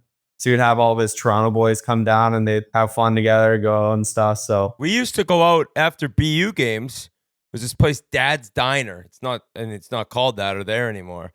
And like Thornton would always be there because he was so like young, and he was everyone's age basically, and he was unreal. You'd see his big hair from like across the bar, just like everyone wanting to hang out with him. But we got to get him on the pod because the guy is just like an all-time legend of the game. Like the way he approached it, now how he is. When he was done playing at the end of his career, he's playing fourth line. He didn't give a shit. He literally played until like no team would take him. yeah, legit. Like, I love that. Yeah, him and Patty. Yeah, that's true. What a duo that you guys get to live with. That's such a treat. Now, what's the best thing about playing in the NHL, would you guys say? I'd say the road trips, just like going to dinners and going to different cities. Like we're in New York Sunday, so we're pretty pumped for that one. And that's it, stuff like that. Like we're all going to the Book of Mormon on Sunday, like stuff like that. I actually went to that play. It's excellent. Excellent play. You've been to that one too, Whit? Yeah, incredible. It's actually crazy how expensive play tickets are, eh? Did you realize how expensive they are? I had no idea. What about you guys? Like, have you guys even bought the tickets yet? Yeah, they're like $100 a piece. What? No. They must be going to like the JV crew, Biz. They're going to go see a street performance of it. Revo's setting it up. So he texted in the group chat, might be 200. I might have read it wrong. How much shit was Revo talking after that goal the other night where he just dangled somebody and sniped? We're loving it. And they got in the fight too. I know. After the fight, I'm like, oh, he's got to somehow get an assist here. I wonder if he has a Gordie Howe in the NHL. I feel like he might. You got to ask him that for me. He's got to. Yeah, we'll ask him. You got to get Revo tells a great story about like he's not that far from 1,000 games. No, and he was. I think he was telling us, Biz, one time like, yeah, I got into the league. I got one. Imagine if I got 100, and then I got 100. I'm like, imagine if I get 200, and it's just continued. I'm so happy for that guy. He's an awesome teammate. Oh, he's the best. It's a good guy for you guys to have around too. You could talk so much shit if he's on the ice. Nobody's gonna do nothing. Yeah, he's brought a different kind of energy to our locker room. That's really good. Just like the way he kind of brings everyone up. Just talks about trades. He tries to fleece guys too. Just rip guys off. Oh yeah. That's on your guys' own teams. Yeah. Football. Okay, that's okay. So you guys got a lot going on with these football pools. Now, do you guys put up money for the one that's the league one? Like, are you guys does the winning team win a big prize pool? Yeah. There's like I don't know if did we do it for our team one? Yeah, I think it's just like $100 a guy or something. What about for punishment for loser? We haven't like set our mind on one, but you have to fight Revo. It's a locker box him. Oh yeah, we used to. Oh, fine. I got paired up with that Nathan Horton when I was like 13 years old. He was built like a brick shithouse. We were playing minor hockey at the time, and we used to have the full cages, and you'd keep the gloves on.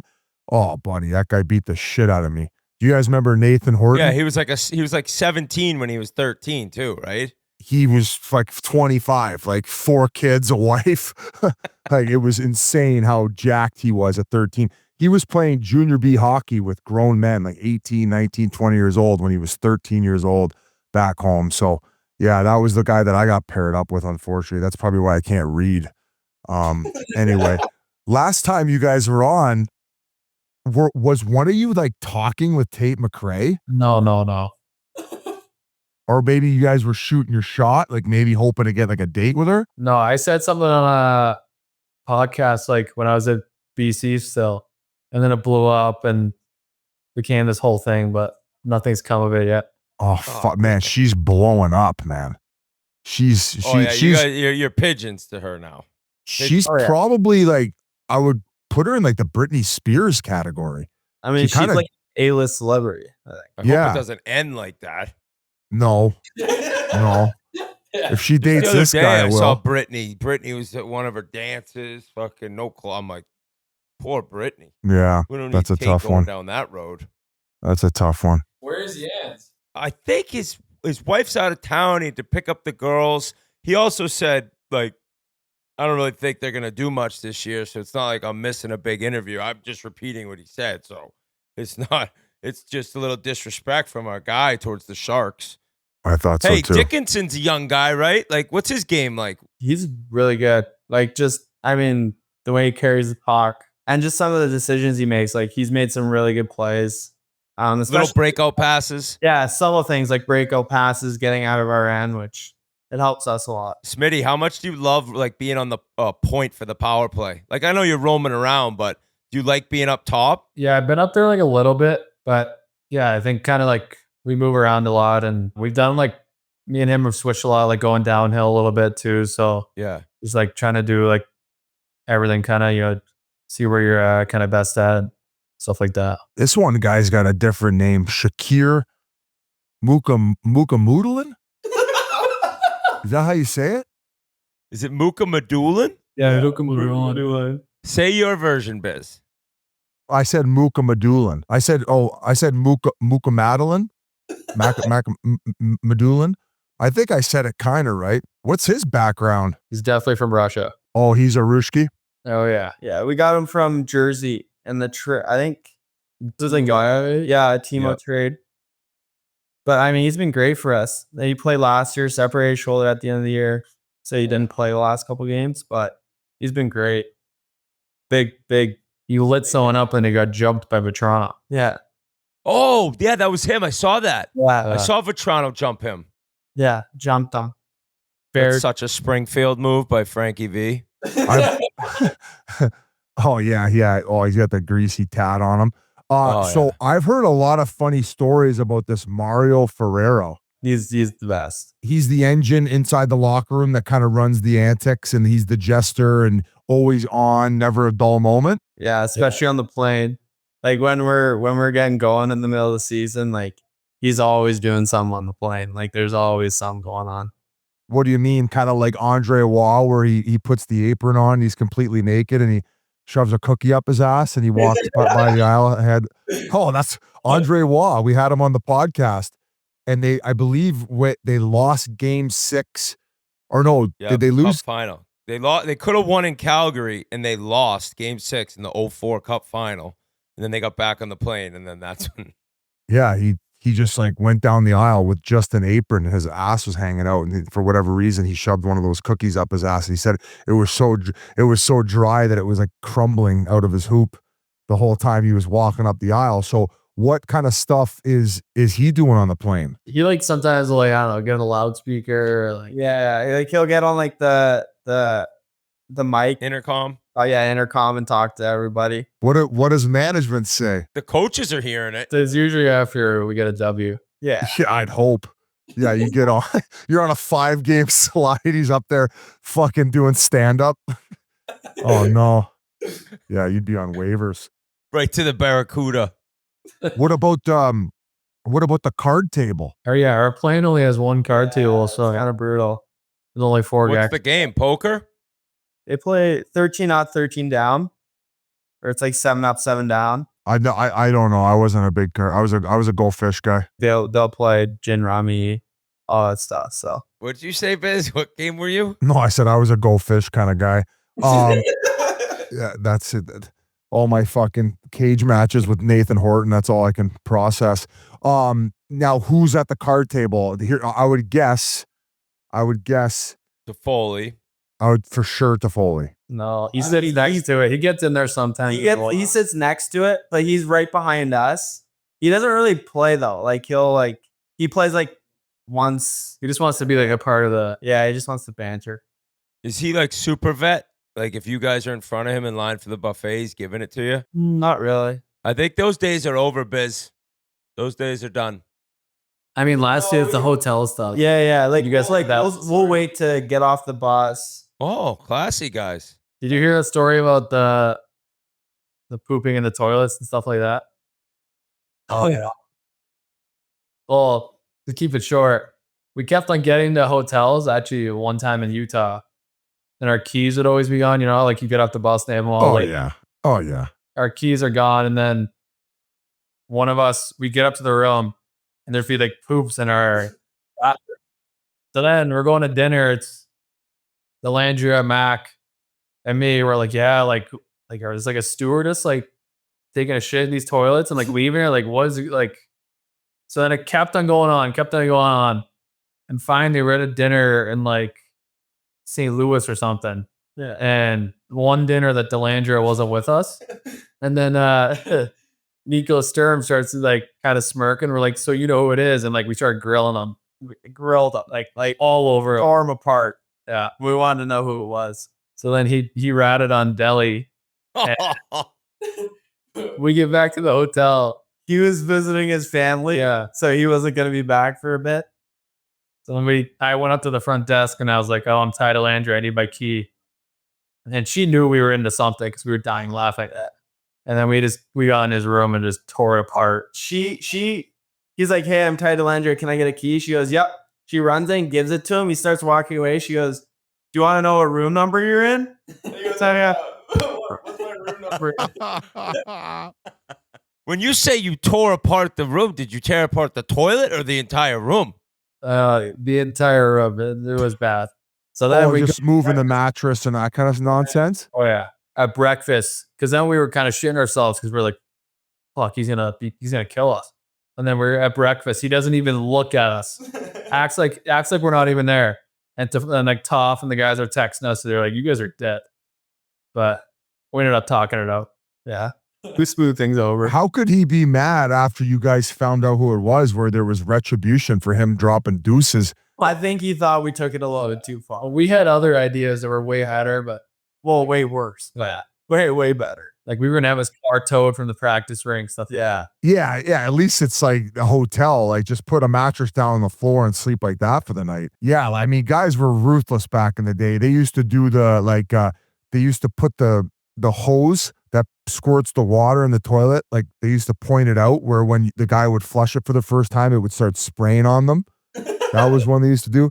I've heard of guys doing the old shit cups where they shit in a cup and then they put it, like they get underneath the box spring and like they kind of, like they take, and then they put it there so like you could smell it, but you're just like, where is that smell coming from? And they do the shit cup in the box spring. So that was a bad one.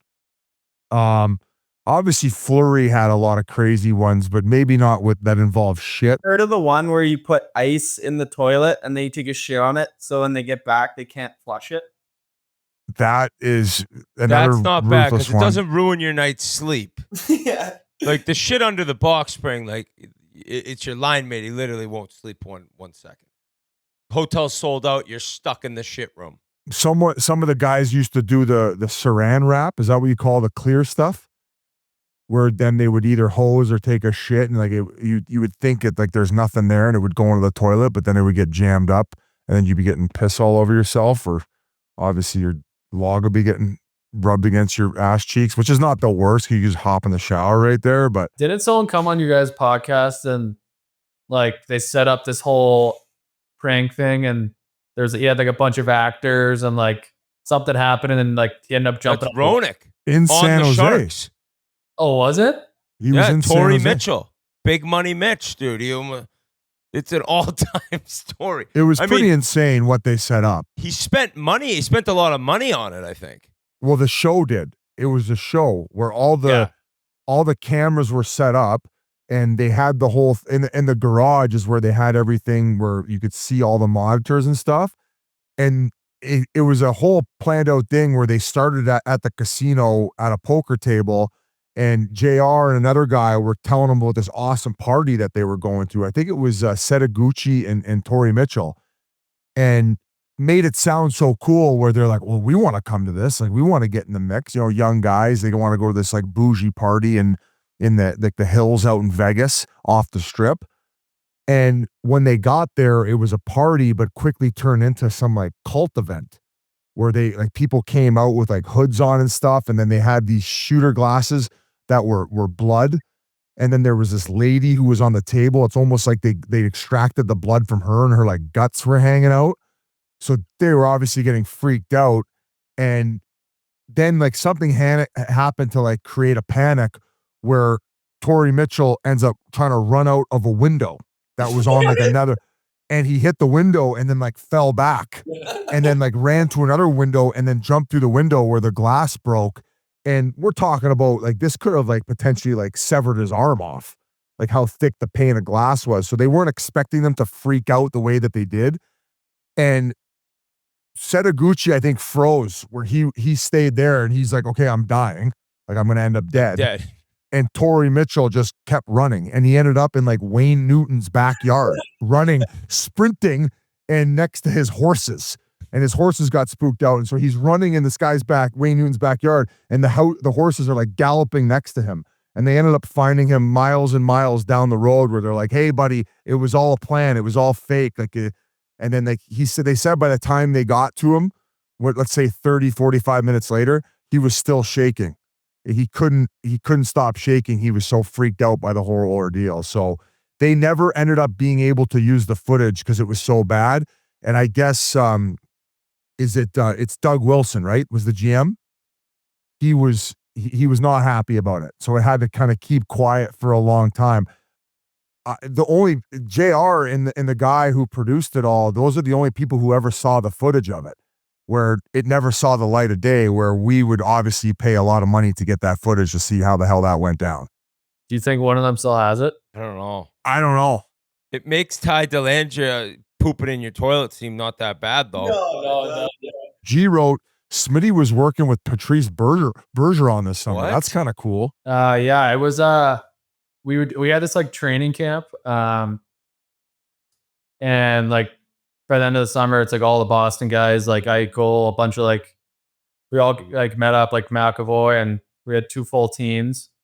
And then it was just after one of the skates one day, Bergeron came on, and it was like me, Matty Beniers, and Dubuk, and he was just kind of like, he watched all of our face-offs and was just kind of tweaking a few things just to kind of help us out, which was pretty cool, obviously, because I grew up watching him on the Bruins. Just out of the kindness of his heart, he watched all your draws? I'm in the same agency that he was in, so we've kind of like known each other a little bit ever since I've kind of went to like USA and stuff. So it was the first time I've really worked on him like on the ice.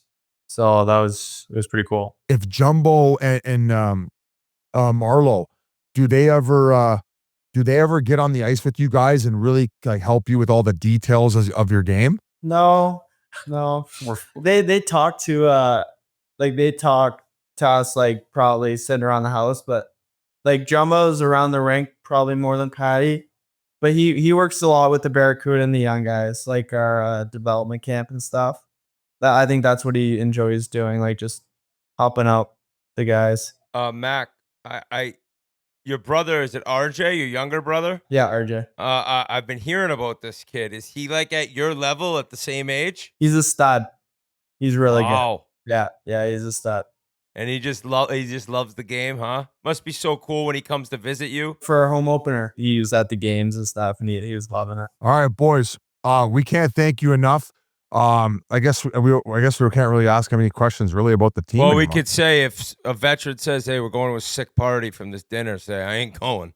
Next thing you know, I'm jumping through a window. Oh yeah. Thanks, boys. You guys have are the a best. great year. Rip it up. What up, guys? It's Whit, and we need to talk about DraftKings. Hockey season's back. We're into the swing of things, and this season, DraftKings Sportsbook, an official sports betting partner of the NHL, brings all the speed, all the skill, and nonstop action you love. DraftKings Sportsbook delivers the unmatched intensity of the NHL right to your fingertips. From player props to the thrill of live in-game betting, every drop of the puck is your shot to win big. New customers right now, this one is for you. Bet just $5, and if your bet wins, you will get paid $300 in bonus bets instantly. That's $5 bet. Make it a winner, and you get $300 in bonus bets right then, right there. Light the lamp all season long with DraftKings. Download the DraftKings Sportsbook app and use code Chiclets. That's code Chiclets to turn $5 into $300 in bonus bets if your bet wins. In partnership with DraftKings, the crown is yours. That's the end of all the season previews, the 4 divisions. Thank you, guys. I know they're longer episodes. We appreciate you tuning in. Thank you to Will Smith.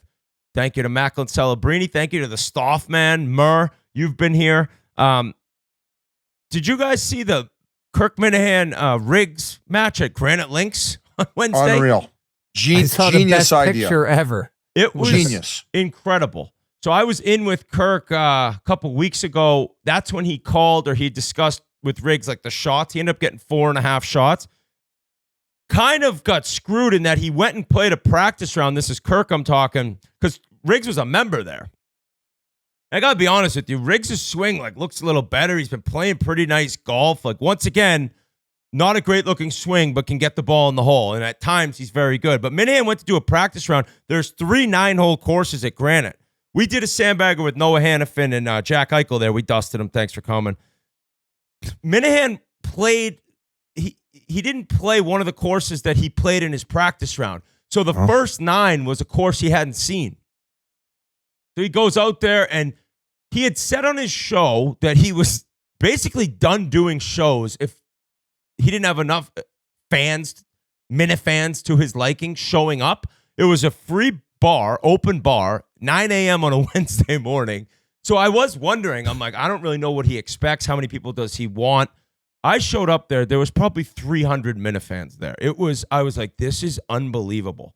And I grabbed the cart because I broke my pinky. I know I've told you guys that 4,000 times. I can't really walk. It's been weeks. It's driving me crazy, but I don't want to talk about me. And I followed this match. Holy shit.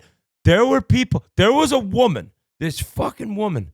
She was chirping Riggs every single shot. She followed him. She stood next to him the entire match. I can't give away the ending. I don't think the ending has been announced yet. There's going to be a video early next week, I was told. But we have to have fans at one of our sandbaggers, guys. Oh, it'd be unbelievable. The Minifans being there and how crazy some of these people are. There was a guy, and I don't know if you guys know Mike Mutnansky, the guy who never showed up to Chiclets Cup after saying he would come, horse racing aficionado. Just a great guy, salt of the earth. I was mad at him. I want to hate him, but I can't. There was a guy with a homemade basketball jersey on that said Mutt Slut. Because I guess the fans of Mutt are Mutt Sluts. I don't know what this guy was doing, but by the 15th hole, I look over. This guy is screaming in the poor cart girl's face. Just hurry up. Ah! I was like, and nobody was laughing. I mean, it was like, and she said, get away from me. Calm down. Back up. And I'm like, this is nuts. And all the people are drinking. I think the bar tab, the bill ended up being like $5,600. Once again, this is a Wednesday at 9 a.m. Riggs offered to pay for the whole beer cart, correct? Yes, prior. Classy move for all the Minifans, too. They're not even his fans. They're people insulting him. They're people ripping on him the entire time. Yeah. Ripping on him. So just a classy gesture. And was it Riggs's idea to have the match? Because to go back for people who don't really know what's going on, there was something called the Internet Invitational. We've already golfed in it. The videos actually are coming out. There's 6 videos that will be dropping online. It was a big major event, a lot of prize money. And Bob Does Sports and Foreplay were the ones who collaborated to put it on with Barstool. Minahan was left off the list. Now, I don't know the politics involved. Like, I texted Kirk when that happened, where I was like, I thought it was bullshit. I don't know whose say it was to not have him on, but I think that Kirk is electric. And as far as golf content, I think he's proven that he deserves to be in those types of things. Now, yes officially, or no? it is proven. He's a golf content creator. And I thought that coming in. Now, I would imagine that there was probably a reason why they left him off, in a sense of his intensity, maybe sometimes with the chirping. Like, for those of you who don't know Kirk, like, Kirk's the type of guy where if even I felt like I was winning an argument, I would tell him he's right just to avoid conflict with Kirk, right? Is that a good way to describe it? I think because him and his fans are nuts. But I've also never had beef with Kirk, nor would I ever want beef with Kirk. So don't know what it was that upset I them believe to it was not have him. Kirk is convinced or has been told Bob Does Sports kept him off. Kirk despises Bob Does Sports. Like, hatred to the core. Part of it, though, was that he believes Riggs didn't have his back. I think he's been told by Riggs, I did have your back.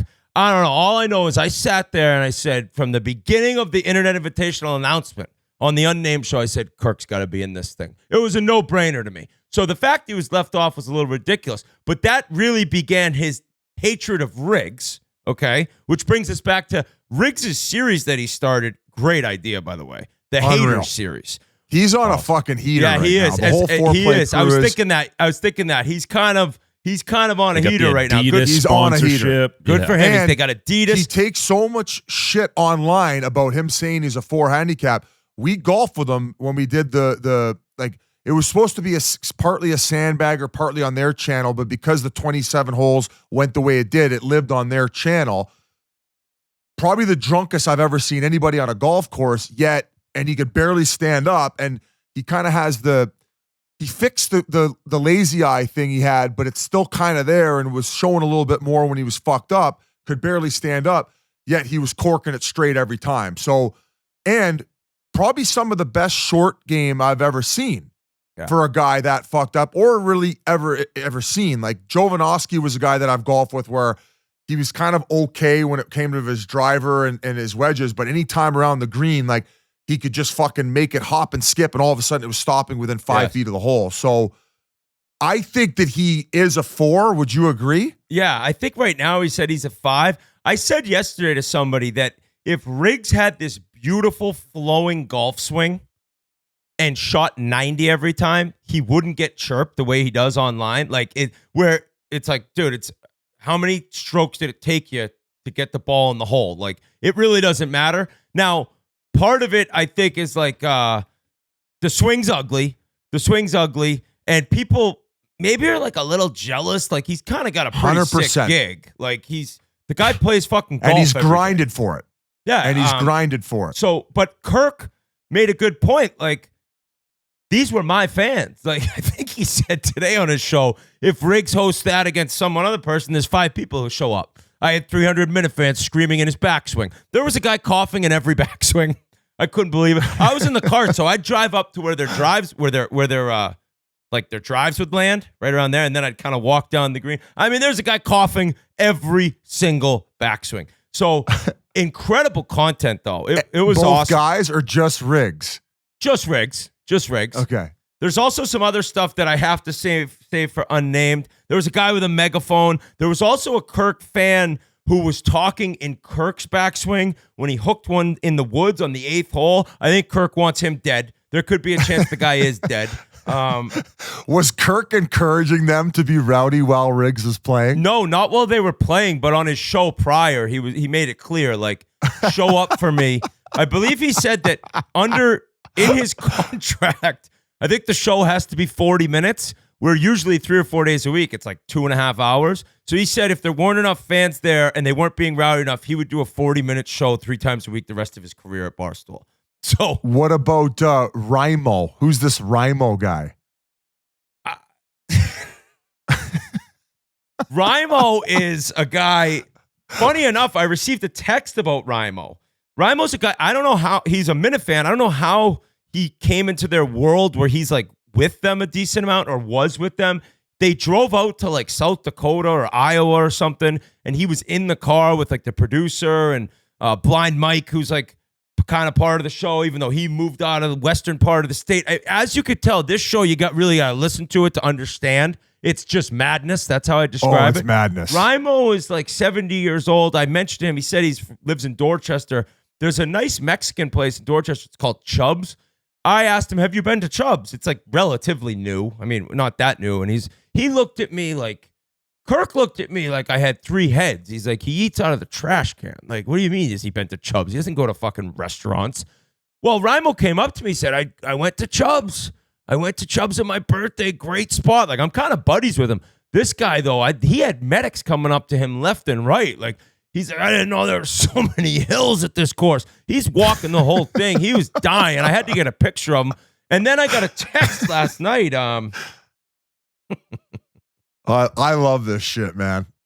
It was the picture of me and Rimo with the message, dude, I grew up next to this guy literally for 20 years. He lived in his mom's basement.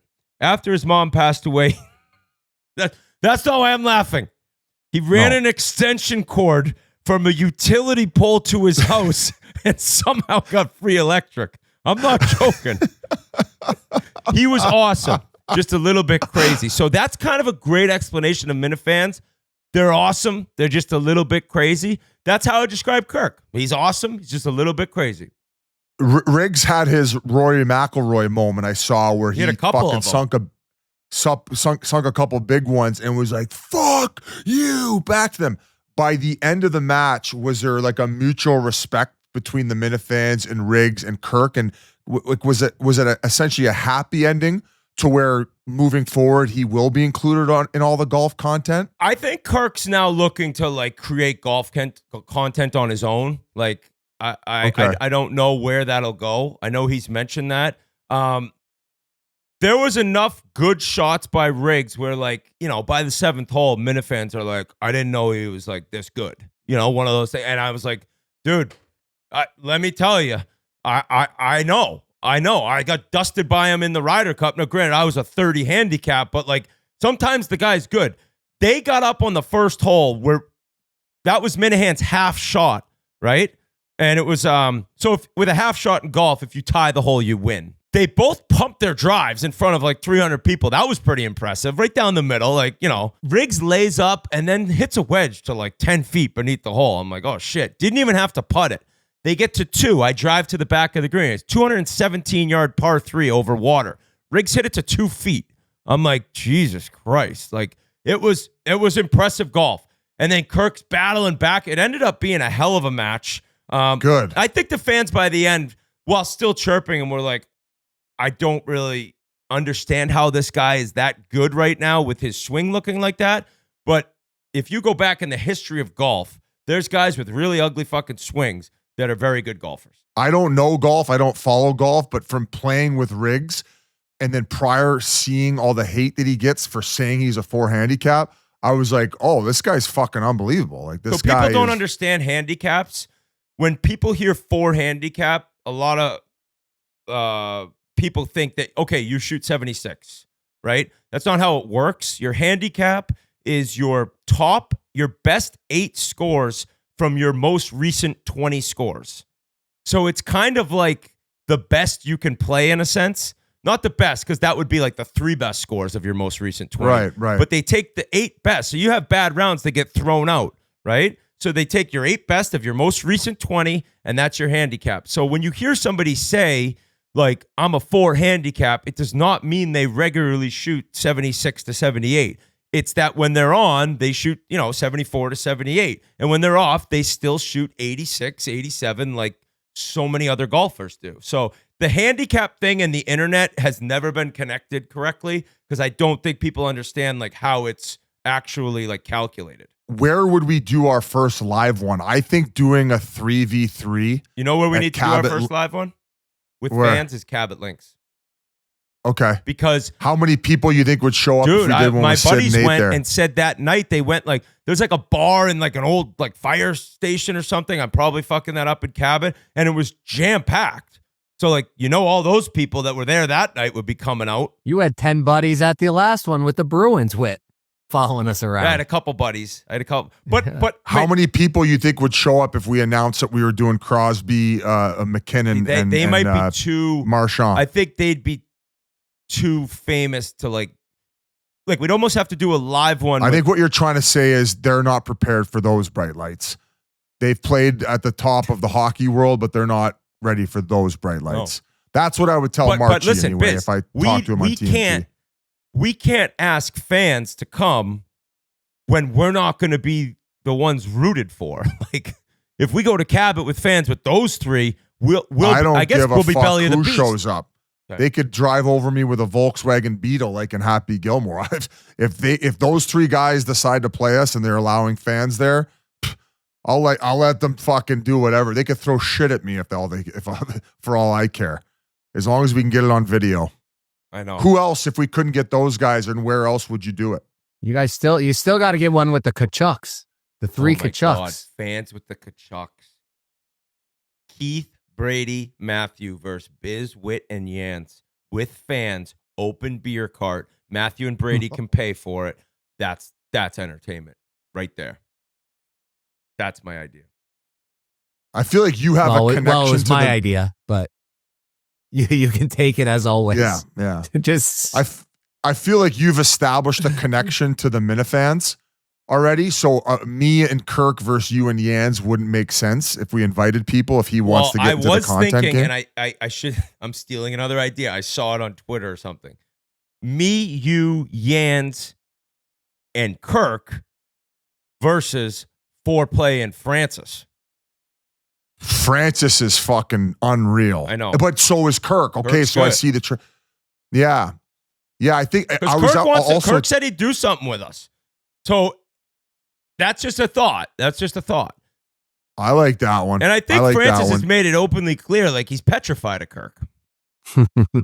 Francis Yeah, wrote a so blog am I. today. Francis wrote a blog today, just crushing Pat Beverly. Did you read that blog? No. It just reminded me, Francis is another guy. You don't really want to get on the bad side of somebody who can write that way. Would never. Oh my God. Oh, he's so funny and intelligent. Yeah, you don't fuck around with those guys. Oh, yeah, no. Great That's episode, awesome. boys. I'm glad that all went well. And shout out to Riggs, man. Like, it's hard. Like, he did I think it was a 25K match against one of his haters. Like, he's pumping out a lot of good stuff. That's so I'm glad you went there. series because he's got the hater series that he just plays people who shit talk him all the time. And then he does another one that's like a different video series of just $25,000 cash matches. I'm like, no wonder he's paying for the bar bill. he also all that money that when he wiped you guys up in the Ryder Cup, he had to bet it on one game for everybody on the team that's to get another paid. thing. And he picked the Cowboys and they crushed whoever To beat the Carolina. Jets. No, what's Carolina? The Jets. So he won everybody 10 grand, right? Yeah, I won another And 10 Jersey grand for him. Jerry was doubting it, and it fucking hit. Yeah. So right now, he can't fucking miss. Yeah, peaks and valleys. He's in a peak. Shout out Rick. Shout out Kirk. Great day of content. We'll finish it off with that. I want to remind everyone, breast cancer awareness merch that we have for sale, all the 47 brand hats, hoodies, shirts. Please check it out. Let's buy some ladies some wigs. Love you guys. Murls, love having you on. Thank you so much. Thanks to all the guests we had. Season preview's done. We will be back to you Monday for our first live Monday of the year, 2:00 Eastern. All of us will be together too. That makes it even better in New York City. We'll see you then. Love you all.